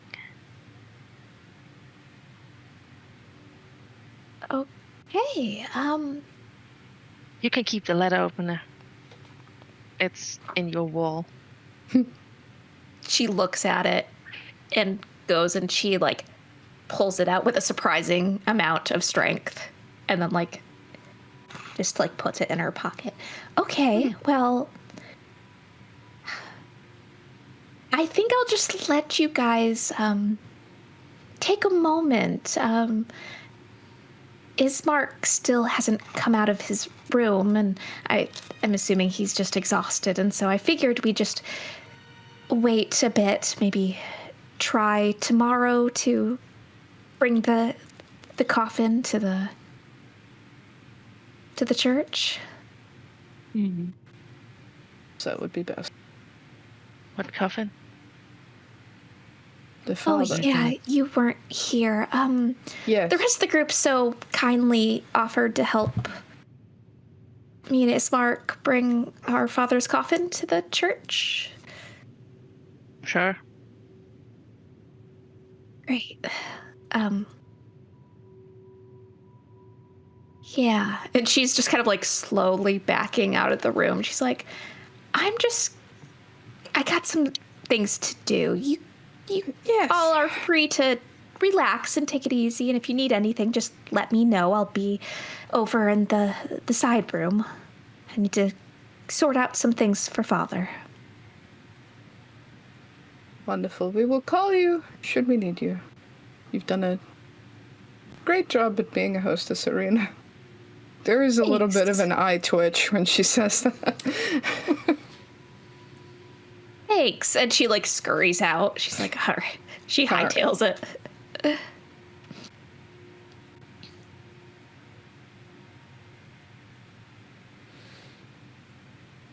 How's Linnell looking? Still on the floor? Yeah, she's not moved. She's not Sarah's looking gonna good. sit like cross-legged down, like, facing her. Just waiting.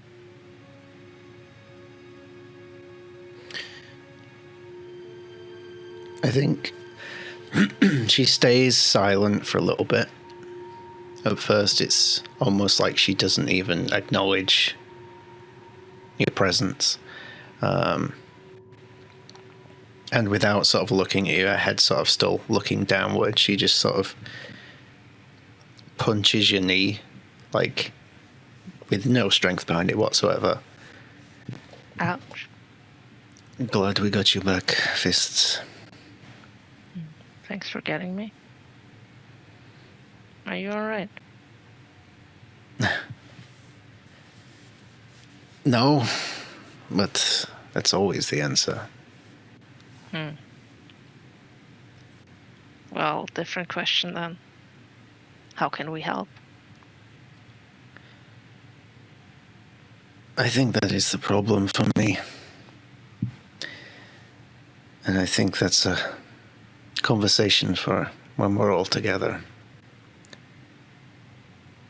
That's fair. Has Ileana already left the room? Yep. Lancelot would have stayed behind Yes. with Linnell.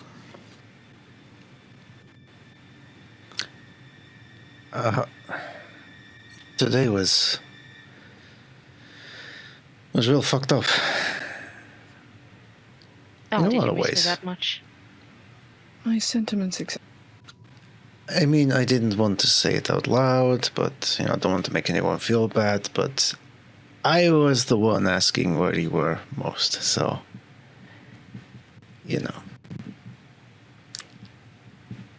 Well, at least someone noticed I was gone. Of think course we she's- noticed you were gone, outburst. Yeah, she definitely said that purposefully loud enough that you would hear it. Did you forget our whole conversation about being worried about her? Don't worry, dear, eventually you'll pick up the Barovian sense of humor. Like everything else, it's a bit shit.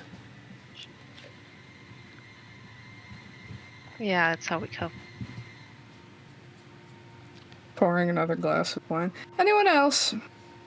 Yeah, I mean, can I get in on that wine play? Pour, Is there pour, still pour. something left? I think there's enough for like 2 more glasses in this bottle before we kill it, and then he's gonna pull out another one. How many did we buy? We got like 3, I Was it remember. 5? 3. It wasn't 5, it was 3, yeah. Alright.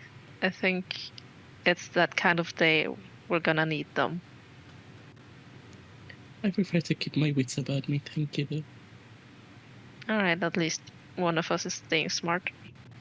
Yeah, I'm the driver. What's the driver?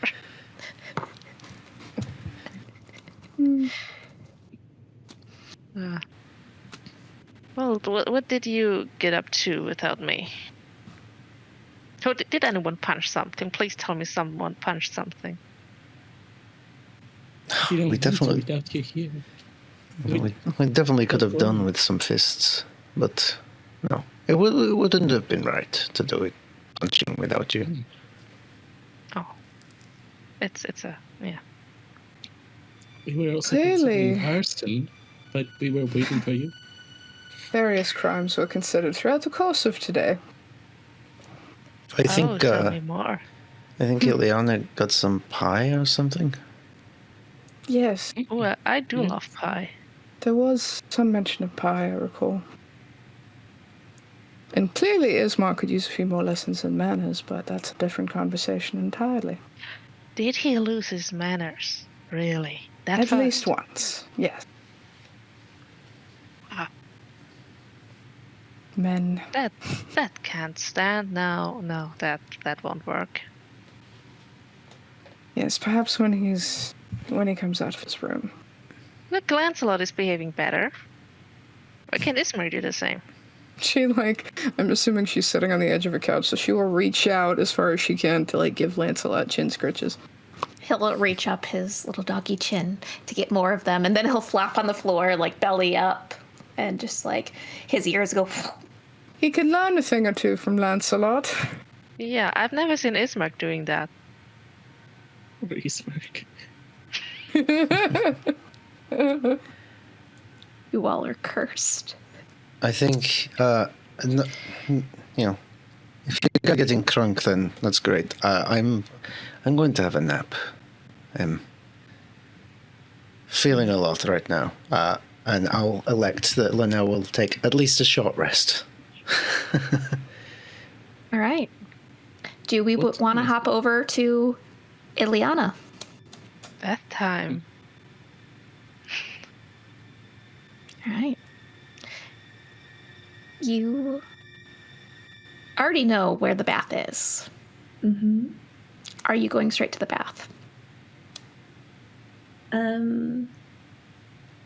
She is gonna go straight to the bath. She's not gonna check in on Ismark except for to knock on his door. Just be like, hey, just to let you know, the bathtub's gonna be occupied. I'm a sight. I've already taken my bath. It's all yours. And he says this through the door. Yeah, rest well. And then she draws the bath, puts her hair up, and she's gonna sneak in. And then she's gonna grab the history of Linnell, open it up, and start at the Durst part where she was looking over the shoulder, and then start going right before that. All right. She's getting a whole lot of insight and probably a little bit more commentary than Linnell would have spoken out loud. Let's just say the voice, how it's written, refers quite often to Linnell in a very affectionate tone. Mm-hmm. Perhaps a little teasing or condescending, depending on how you're reading it. And it would be clear that there is some sort of history there. Some long-standing history. And the book itself has many pages. You're towards probably like the midway point. Mm-hmm. One thing you would notice with your passive perception as you're turning to that last page is that most of those pages beforehand are completely blank.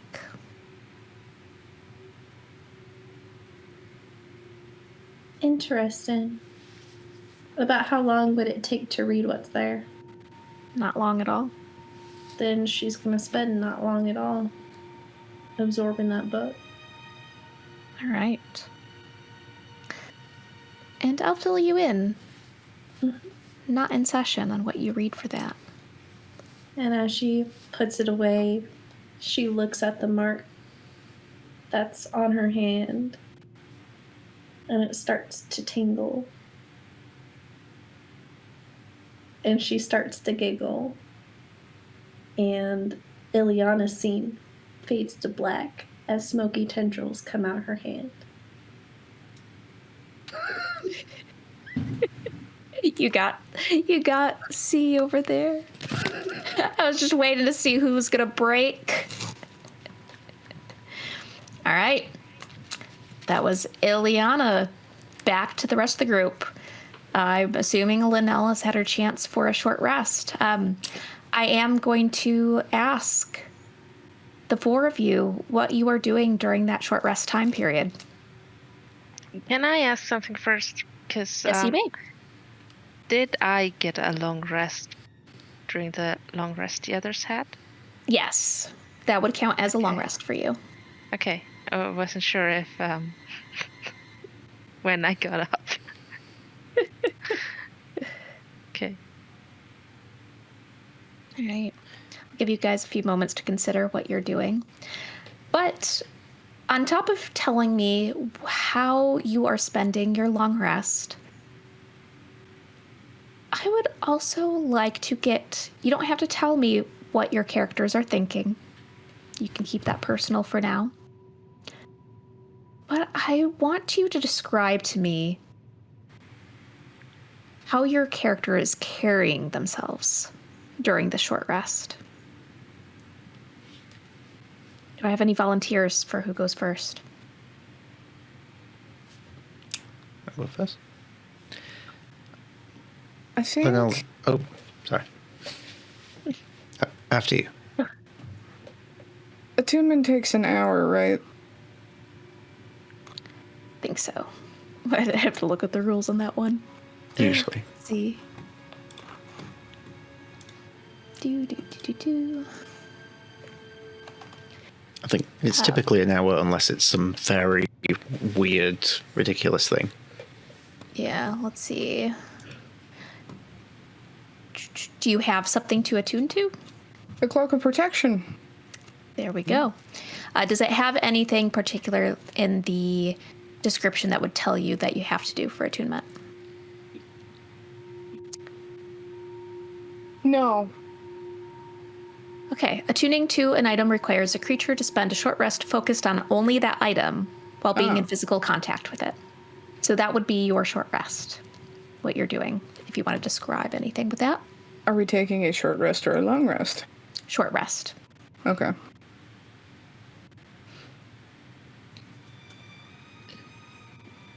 It might be too difficult to focus on one item for 4 hours after everything we've just done. So... Short rest is an hour. Yeah, short rest isn't that long. Oh. So, wait, how long is a short rest then? I believe it's an hour, actually. Short rest is an hour. Long rest is 8 hours, 8 hours. depending on... It's at least 1 hour long. Huh, okay. Then, she would attune to the Cloak of Protection. And I guess if there's time, after that, while they're gathering everyone, it's a little like her strings have been cut. She's kind of leaning into the couch a bit more heavily. probably idly flicking through the alchemy book, looking again like she's trying to distract herself from everything that's going on for the time being. And I think that's about it. All right. Linnell, you had something? Yeah, Linnell's pretty much sticking on the floor by the fire as she was. Mechanically, I'm going to Arcane Recovery to get a level 2 spell slot back. All right. And I think her body language is very closed off. She looks a blend of anxious and I kind of want to say a look of mourning, like as if she was in mourning. All right. Do I have volunteers for who goes next? Sarah, Abrea? I think Abrea doesn't really rest. Abrea is just looking at Linnell and just keeping an eye out, or, just worried about her. And I guess she just keeps herself occupied, kind of stimming with something, but other than that, doesn't really do anything. All right. And Sarah? Sarah keeps undoing and redoing her bandages, trying to calm herself down while replaying what she thought she heard in the woods. That's all she's doing during that hour, trying to I don't know, just trying to calm herself with the familiar motion of the wrapping. All right.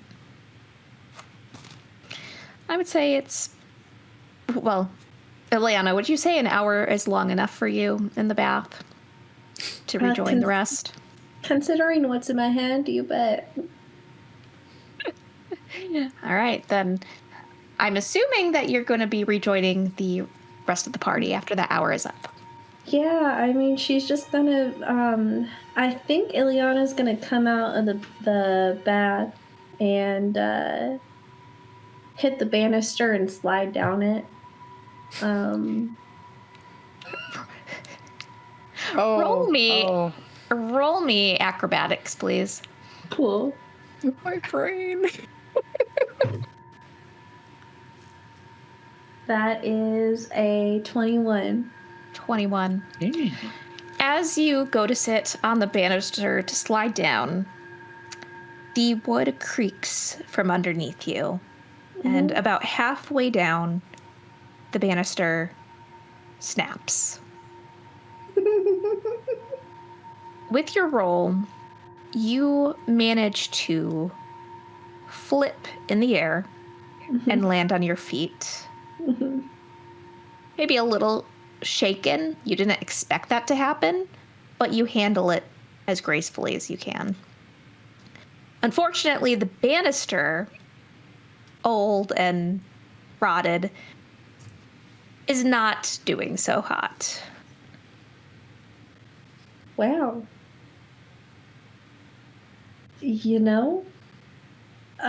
There are many times in my life where I wish I was a carpenter than I do right now. Can I insight check Ileana? So going down the stairs, you would, if you're still in that room, you would not see this. Oh, okay. Yeah. And I'm just gonna, grimace at it because no one's around. She does, the whole, bares her teeth and she's like, ugh. And then I think she's just gonna skip into the room where everybody else is. You enter the room to find everyone out of sorts. All, for the most part, focusing on something internal. You do notice of Rhea kind of watching over Linnell, fretting over her.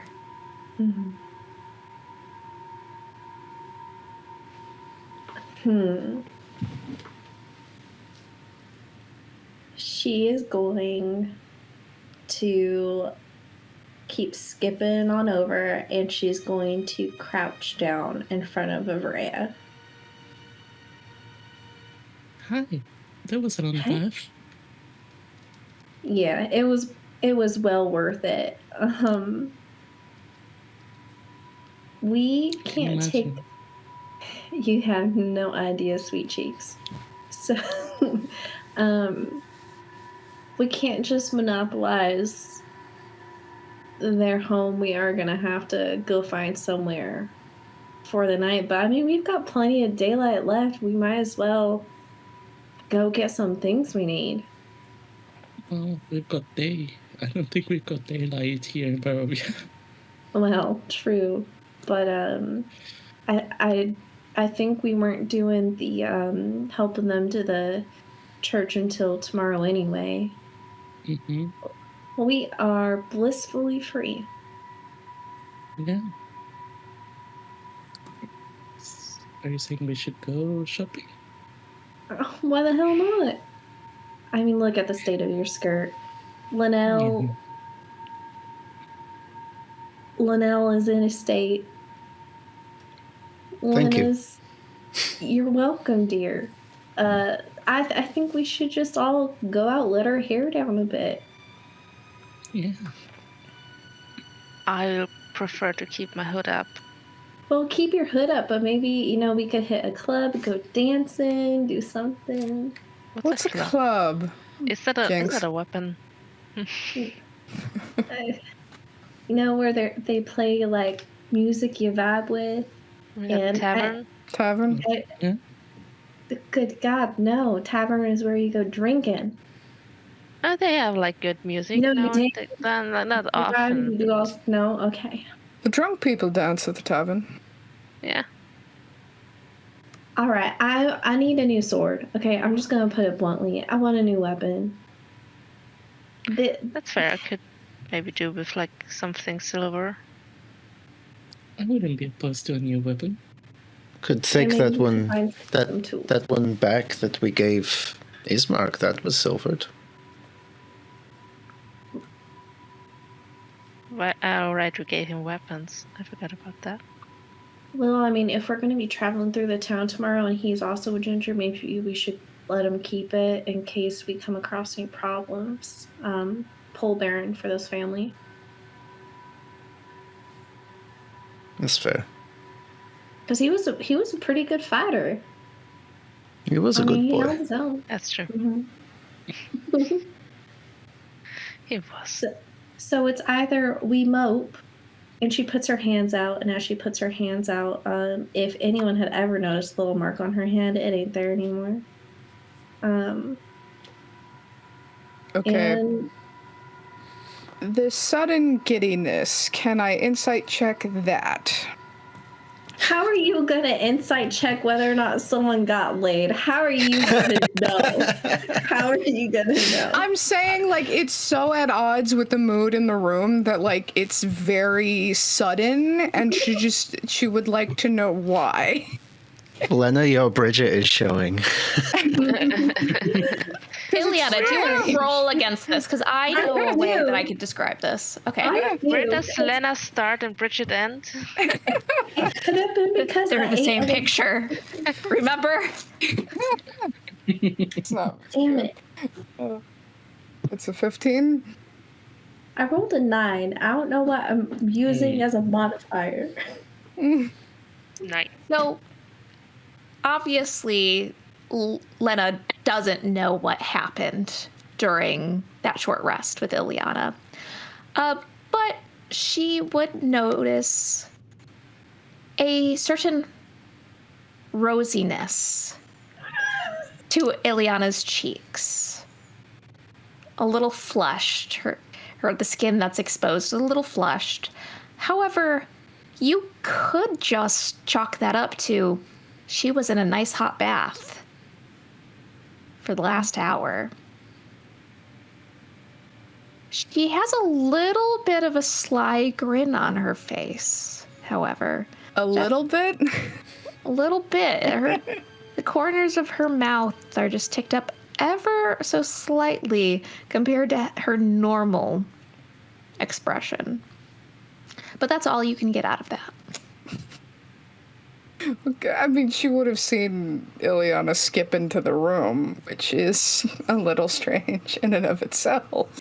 Mm-hmm. I think she's going to draw her own conclusions, gather up the empty wine glasses, and try not to smirk where everybody can see it, and take the wine glasses to the kitchen. Now we can mope or we can go shopping. What do we want to do, ladies? Let's girl math. I mean, do you have the money to go shopping?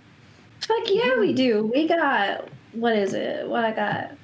Like 83 gold? Oh, 81 I got gold. paid because I only have like 10 gold. Oh no, we didn't get paid. We looted. Oh, Yeah, but we How also much got money did- paid. The 50 by Irina. Oh. Did we distribute that, or did we just say, hey, we got it, we'll distribute it, and didn't? I think the latter. Okay. So it was, how many of us? There's 5 of us. And you said it was 50 or 15? 50. Oh, easy. So it That's would be easy 10 math. each. All right. So is I'm going to that- take up my gold. And you said we got something from looting? The chest I looted in the Durst house had like 70-something gold in it. Did you share that equally? Or did you keep Nope. that? I kept it, Okay. Nice. but we're all Coming back going from the kitchen. we're all going shopping at the same place. So whatever we pull together, I'm just putting resources towards. I mean, it's not as exciting as a sword, but I could do with some ink. Maybe You they wanna got get- some knuckles. Silver knuckles would be nice. Okay, so we got knuckles, and you want tattoos, you want more ink. I mean, I'm not against tattoos, clearly, but no. And she pulls out the little spell book from the Durst house. Oh, This has some interesting Right. stuff in it. right. That would Tattoos be- might be an interesting avenue to explore. God, I'm dumb. All right.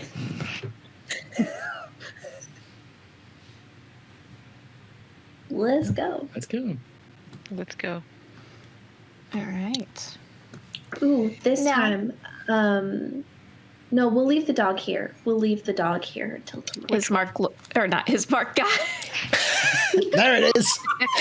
There is always one mistake with the names, and Was it a y'all mistake though? I'm not sure. y'all it was a have mistake. your. It's infectious. Just I need to like mute myself to scream. The glass cage of emotion. Lancelot will kind of like look at all of you, and if you are starting to leave, he kind of like starts bounding after you happily, like Chin scratches. walkies. Oh. Oh. Come on, we can bring him. We're just going shopping. It shouldn't All be. right. We Come on, don't have a Lancelot. leash. Not that I would know what a leash is, but... I mean, you wanted to put one on Ismark, right? Right, there's that. Perhaps we visit the leather shop while we're at it. We have rope. Oh my god, the camp outfits we could buy at the leather shop, like with straps and You've been playing too much Baldur's Gate. The native Barovians who have explored the village would know there is one shop in the village. And it's Bildrath's Mercantile.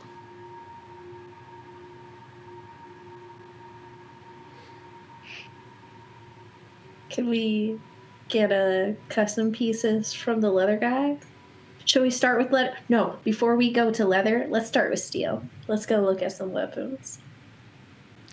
Yeah. See what Bill's got. I have my own theories about Bildrath.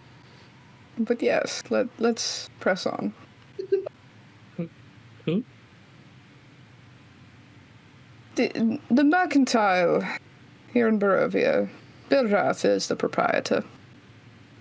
Oh, is it the only one? Yes. I mean, you don't really need more than one shop, right? That's all you need. Well, Are you telling me there's sometimes towns with more than one shop? absolutely. Yeah. They're called cities. Why would you need more than one shop? Walmart, Barovia. I mean, all of these things usually are different shops. Why though? I mean, like now you can go into one shop and get everything you need. Why Does would it you have want to go everything? to someone else?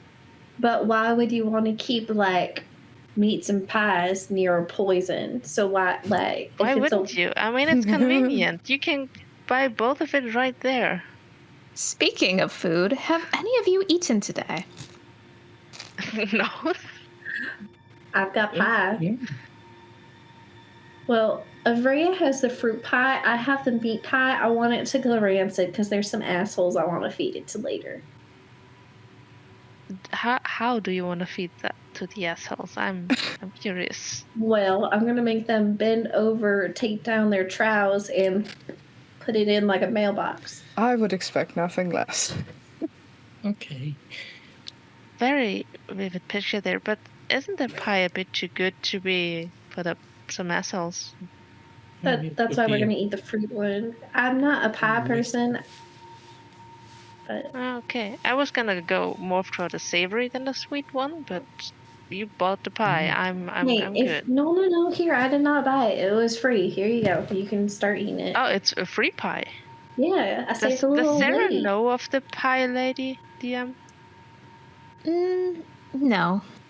Oh, okay. I mean, Sarah's experience within the village is quite limited. Okay, so we're gonna shove the sweet pie up the guy's assholes. I'll just default to shoving my boot up his ass if needed. Go ahead and eat the pie. Well, no, if you're committed to the pie, I'm fine with you getting the pie. I'm gonna find something else to eat. Utter confusion on her face. As long as we save a slice for the bad guys later, I mean we can eat around. We're good. A slice could even fit in better. Yeah, okay. You've thought about this way too much. Dear God. High logistics. Pie and asshole logistics. Talking about pie so much, I'm just thinking about Sarah. Her character pie. This is going wrong. No. Let's not do that. What are we doing? All right, you all are still in the manor, so you still have access to the kitchen if you guys want to be civilized and use plates and silverware. Otherwise, I mean, you do have weapons you can cut the pie with, and just stick your face right in there. Just Punch the get pie. a little piece and eat on the way. Yeah, punch the pie, punch it, lick it I'm off gonna your use my quarterstaff to Eldritch blast the pie, just watch it splatter everywhere. I mean, we Okay. could also see. Did you expect something serious to come out of that? What's logistics? Seriously. Is it a space word? Ooh. Gonna walk into the kitchen, and if there's fruit like an apple, I'm gonna grab an apple. I'm gonna leave a pie on the counter. You would not see any food easily accessible. They do appear to have a pantry. Mm-hmm. And if you look within the pantry, it is mainly a lot of just things like potatoes and root vegetables and things that, can keep long term. And it makes sense because the rest of the kitchen seems pretty barren Yeah. of things. Considering the way they get attacked, they probably don't leave a lot. I'm gonna grab a carrot. I'm gonna munch on that. That's a root vegetable.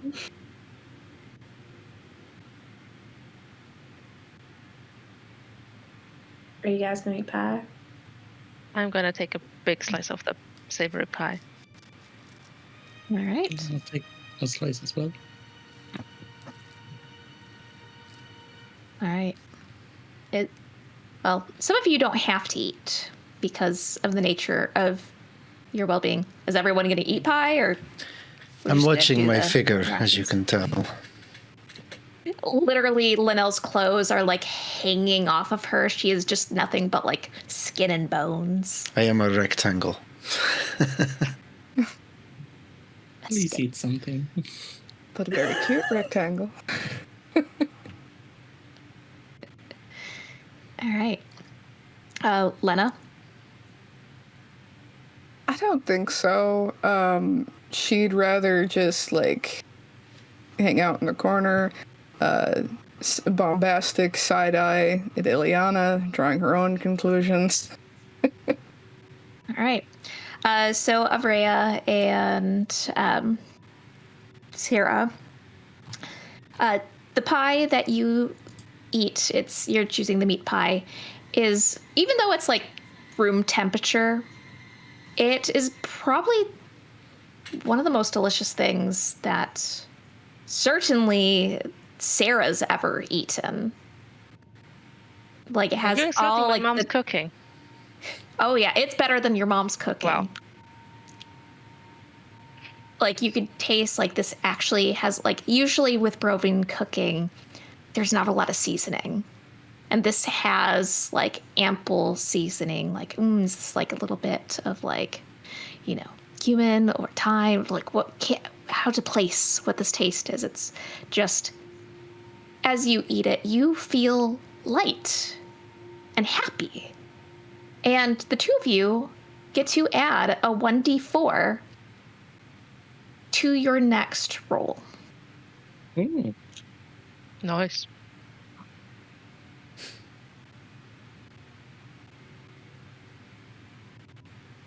Peps you up a bit since see my pronunciation. All right.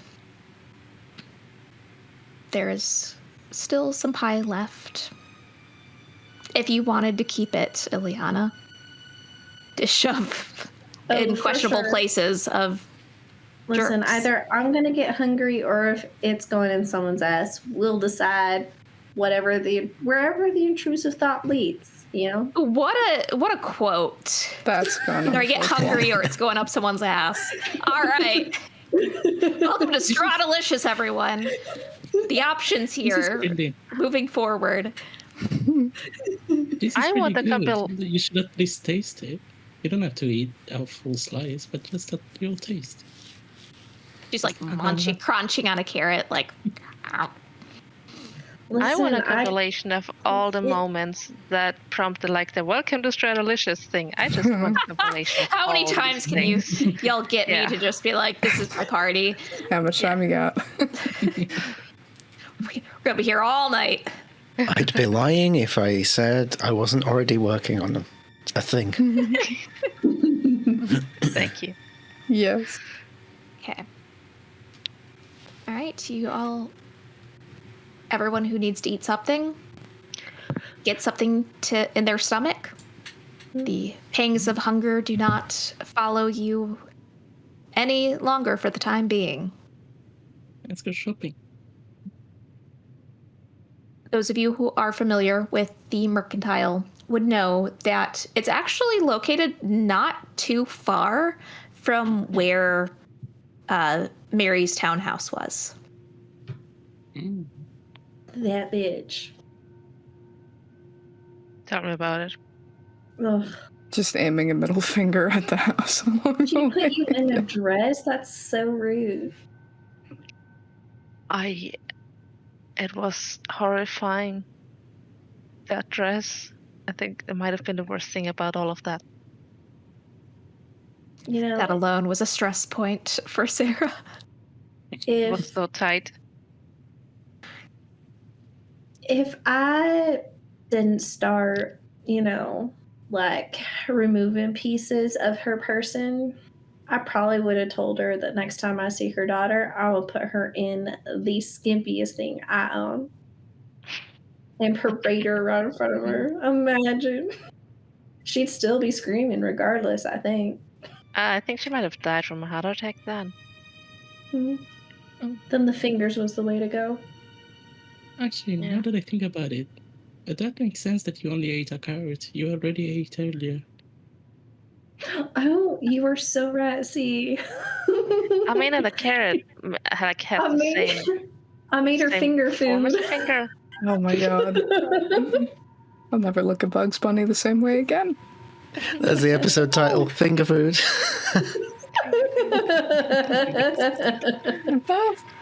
It's going to be the title. Yep. Oh, Can we just have Ileana with like a hand with some missing fingers next to her? We'll get that sorted after this is done and over with. Amazing. All right. As you all make your way through the streets, and you would pass the townhouse as you guys are making rude gestures towards it. It is boarded up, door closed. You would hear the very loud sounds of sobbing and weeping coming from the house. She's still going. Do you hear something? Just the wind. Must be. Yeah. Music to my ears. Let's continue. Right. You come across the mercantile. The sparse light from this building spills out behind drawn, heavy curtains, and the sign over the door. The door is creaking on its hinges. It just plainly reads, Bildreth's Mercantile, confirming that you all, in fact, knew where it was. The establishment is, I would say that it looks like it goes longer in than it is wide. And the door, as you open it, gives you nothing but a loud scream. What? As it opens, and you find yourselves in the establishment with lots of items on the walls. It looks very dreary in here. And behind the counter stands a short, portly man with a permanent scowl on his face that really could curdle some milk. Welcome into Bildreth's Mercantile. Can I get you anything? Absolutely. Are you like a blacksmith? No, don't got that around here. No. I need weapons. I got what you can see, what you can find, and that's it. Nothing hidden. What you see is what you get. All right. Thanks, sugar. I'm gonna go look at the weapons. All right, let's see what you would find in terms of weapons, if you can find weapons.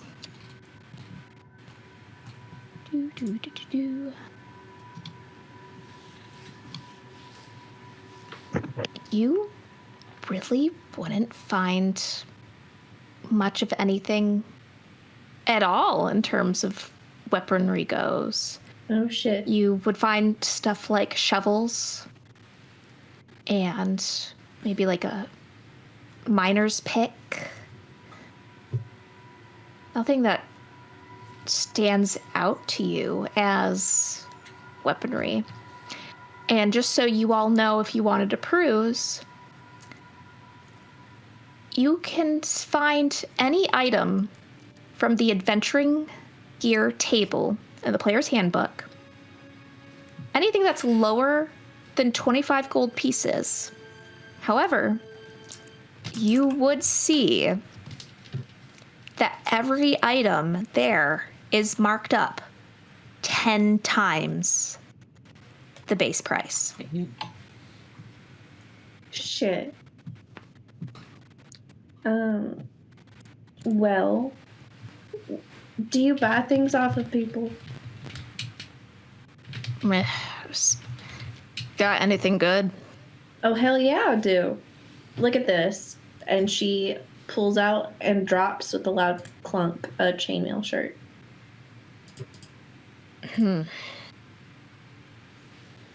It's good quality. There's no rust on it. Might be willing to trade a little bit. I'd be willing to wear it so you can tell them an actual live woman touched it. You can mark it up even more. He just gives you a look and does not give you a response to that. I know you're laughing inside your head. You love me. Gonna buy something? You gonna trade? Well, ladies, whatever you want. Trade it. All right, and let me take a look real quick for. God, give me my mouse. We could also do this part offline. Oh no, it's fine. I just need to, as you guys are discussing stuff, I can pull that up. We have the technology. I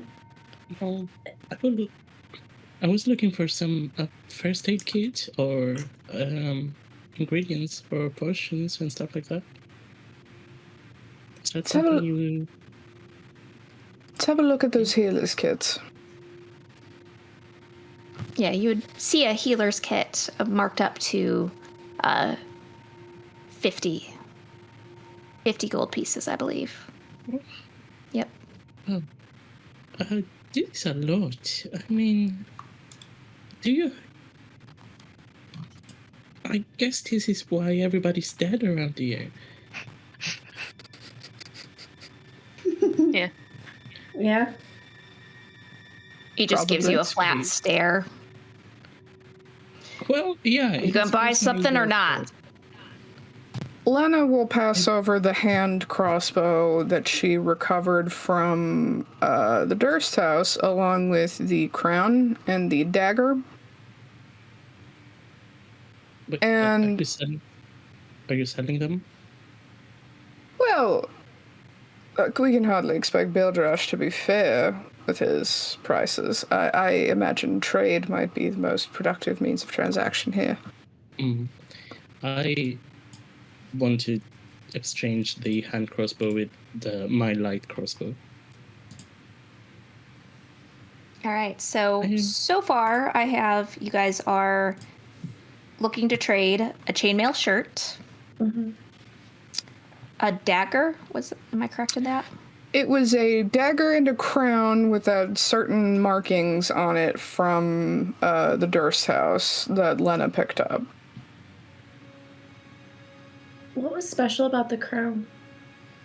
I don't know. There was nothing special about them. They were just... she hopes they're worth something.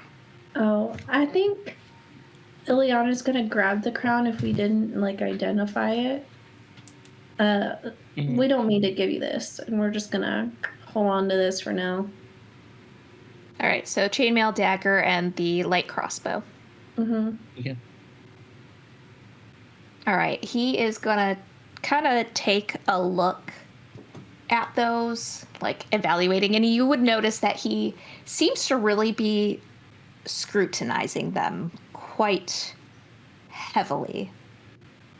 He would give you the approximation. He would pay about half of what their worth is, which is actually fairly fair considering circumstances. So he would offer you 36 gold pieces, and if you wanted to exchange for that. Total? He has kind of a glimmer in his eye at the weaponry. It's has the light crossbow, and he's kind of he's not pointing it towards any of you, but he's pointing it at the wall and almost mimicking he's gonna shoot it. Considering you don't have weapons here, you would think that price could be a little better. Mm-hmm. And we're also... Yeah. Gonna try to bargain with this man. Fuck yeah, I am. And then I'm gonna be like, I think we're gonna be the people with the most amount of money coming up in here. We might want to establish a good relationship. He gives you kind of a thoughtful look at that. Roll me persuasion.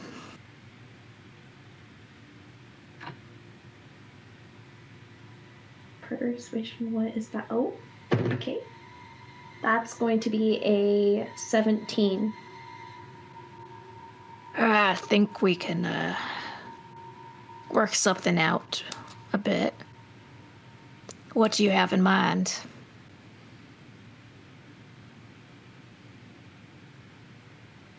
Above table, my gremlin energy is like, I'll show you my boobs. I already thought you were like leaning over the counter when you were talking. Leaning over the counter, like, hey. Oh my god, you're so funny. Bill Drath. Well, as you see, we can easily just trade amongst ourselves. Like, you literally just saw that. But we could give you dibs on things we find in places. And we're going to be doing a lot of traveling, a lot of scavenging. There's a lot of places here that need reuse of items. So, what you're saying to me is that you're giving me these items that you find. We give you items and you give us things that we need when we need it. I feel like we are not going to need much. And you're just going to get massively rich off of anyone who can happen to afford anything here. And what you have here, just being quite frank, no one else is around, is rather rudimentary. We need healing things, but you get weapons, you get armor. Wordlessly, he reaches underneath the counter and pulls out paper.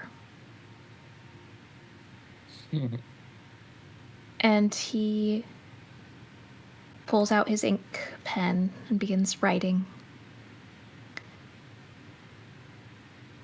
And it takes him a little bit to do this. He's making no attempt to agree or disagree with what you said. But he'll push it forward, and you will see a contract. Putting all of that into words, with the stipulation that if the terms of the contract are broken, that you will be barred from trade throughout the whole entirety of Barovia at any mercantile you come across. Isn't he the only mercantile? Here in the village. Well, ladies,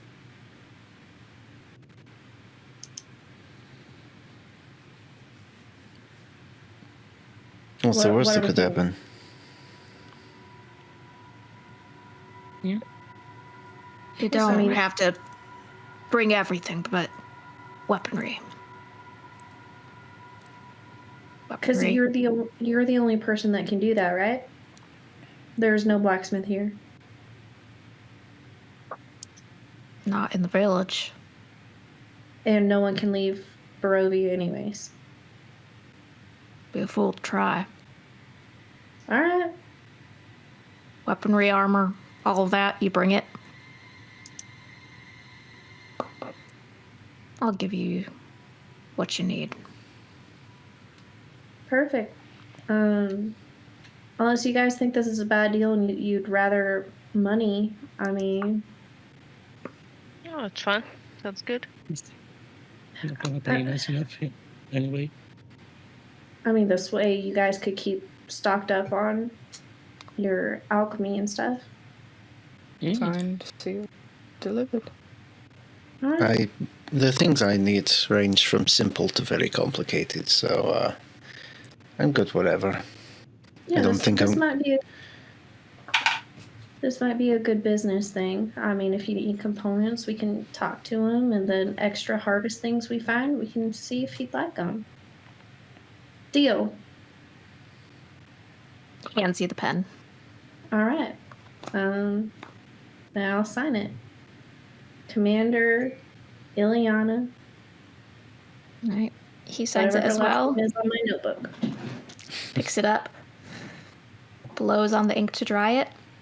He rolls it up and shoves it into his shirt.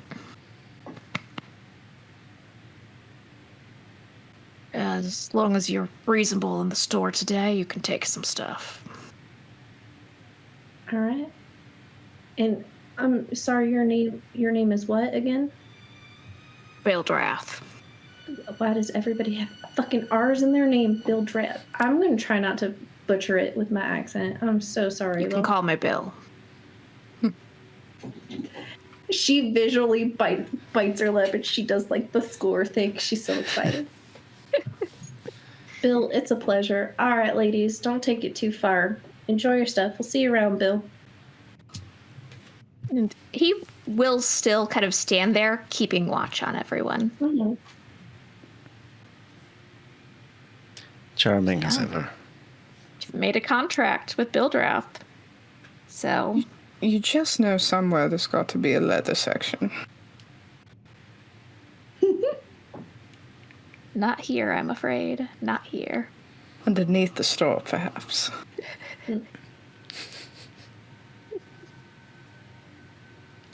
Right, so we're topped up on alchemy things. And I think this, since I know that River has a time limit today, I think this is a good place to end session. And what we'll do is you all can propose to me what your characters would be getting out of session, so we don't have to do that next time. Mm-hmm. Cool. And yeah, so I want to thank everyone who has stuck around to watch our stream today and, wasn't scared away by how terrifying my players are during their evil run of Curses Strahd, apparently. Also, for that 5 subs that were anonymous, did we roll? Yes. Let's Let's go ahead and let's do that. How about that? All right. I'm going to go ahead and roll a d6. And if I land on a 1, I'll just re-roll. Oh, wait. And I'm going to go in the order around clockwise. So let's see. Linnell will be 2, Ileana 3, Avrea 4, and then so on. Okay. That was a 6. So yeah, Yeah, so it was a Stress stressful points day. in one session. Wow. Okay. we'll flavor that as I'm just going to add that on top. So not only was the experience you ruminated during your short rest was stressful, that pink ugly dress still bothers you. I think it was very constricting. Like just very Which, tight, hard to move in. Yeah. You obviously weren't the same size as the real Gertruda.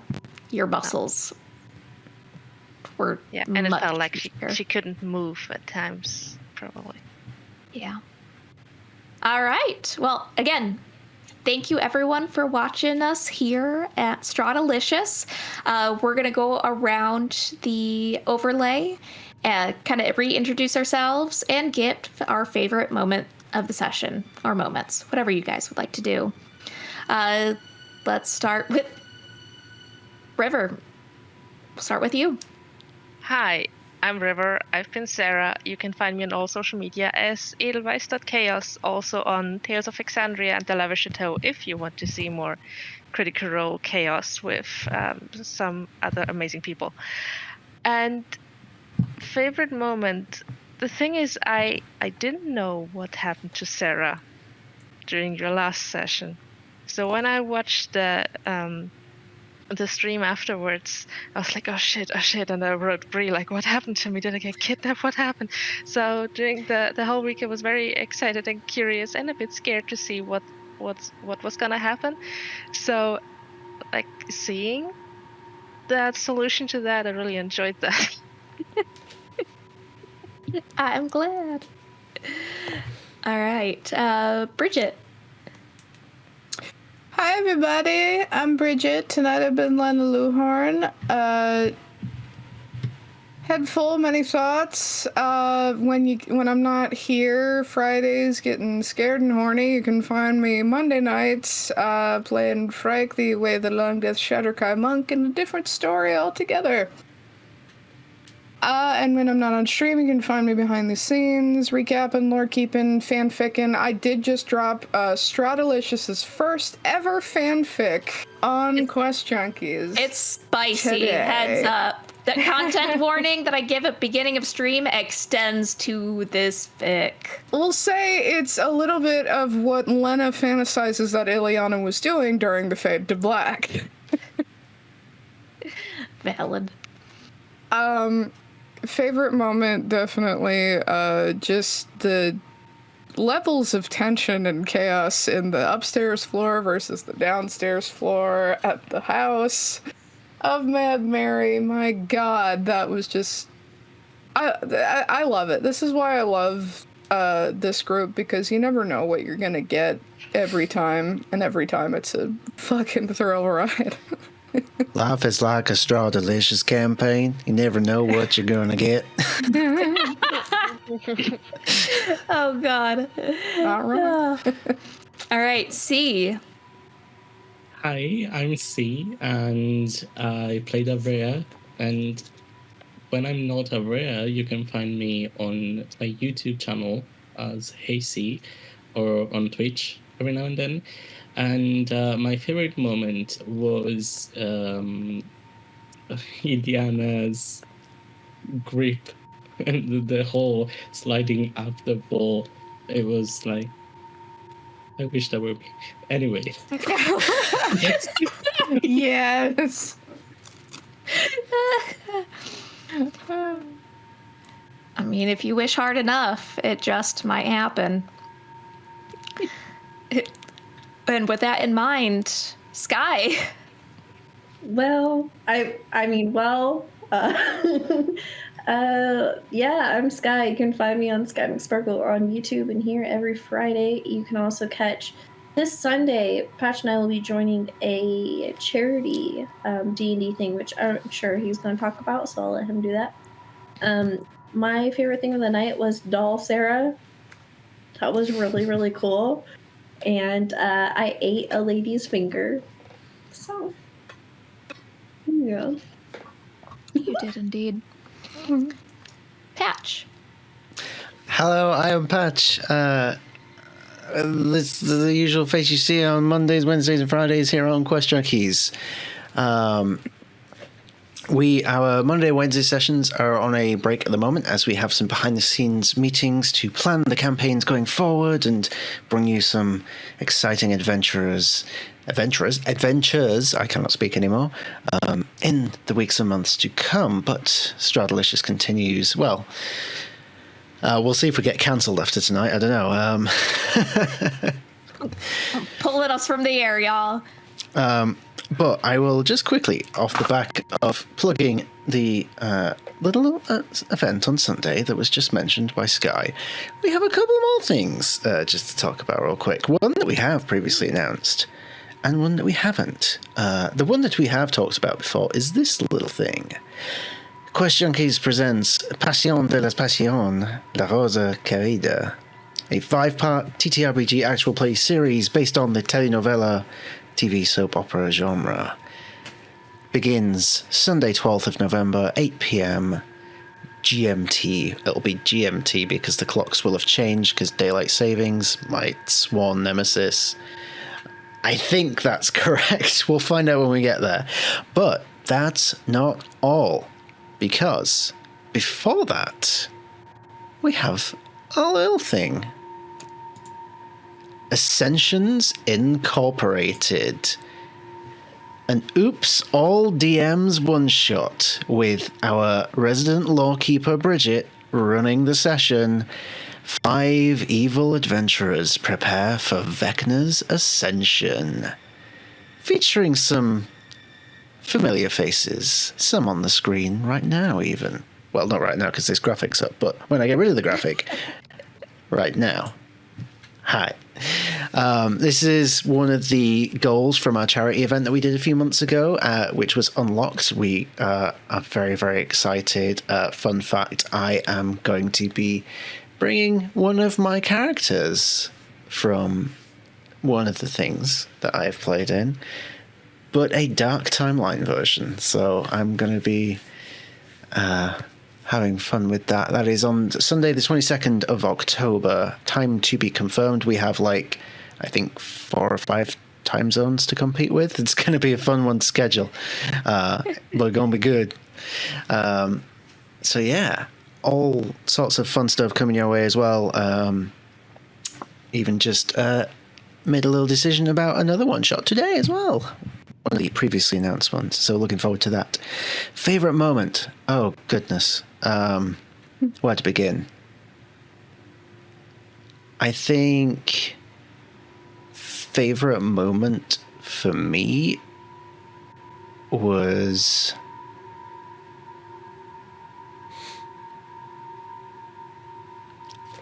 it might have seemed strange out of context, but making the decision to take the voluntary stress points, because I'd mentioned in the session that Linnell had a moment of realization. That's because Patch had a moment of realization. So while Linnell was incredibly shook, Patch was also a little shook for some very interesting reasons that we shall get into next session, I think.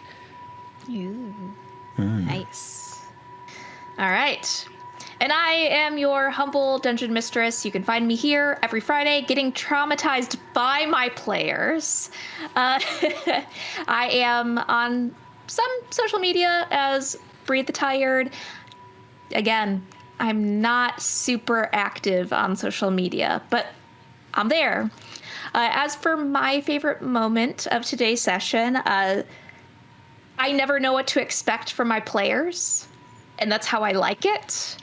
I like seeing how they're going to catch me off guard. So today did not go anything like I thought it would. I did not expect how people just would react or what their thought process was. And ultimately, I'm just really happy that you guys chose for us what the episode title is going to be. It's going to be finger food. So in so many ways today. But all right, that is it for today. Thank you again, everyone, my players. Thank you, people watching and hanging out in chat or on the VOD. Happy Friday. Enjoy your weekends. Until next time. I'm not going to do my little tagline. Bye. Oh, I was waiting for the tagline. No, I'm too tired. This is what you get after the session. We're sorry, Mommy. Good night, everybody. Good night, everyone. Wow. Bye.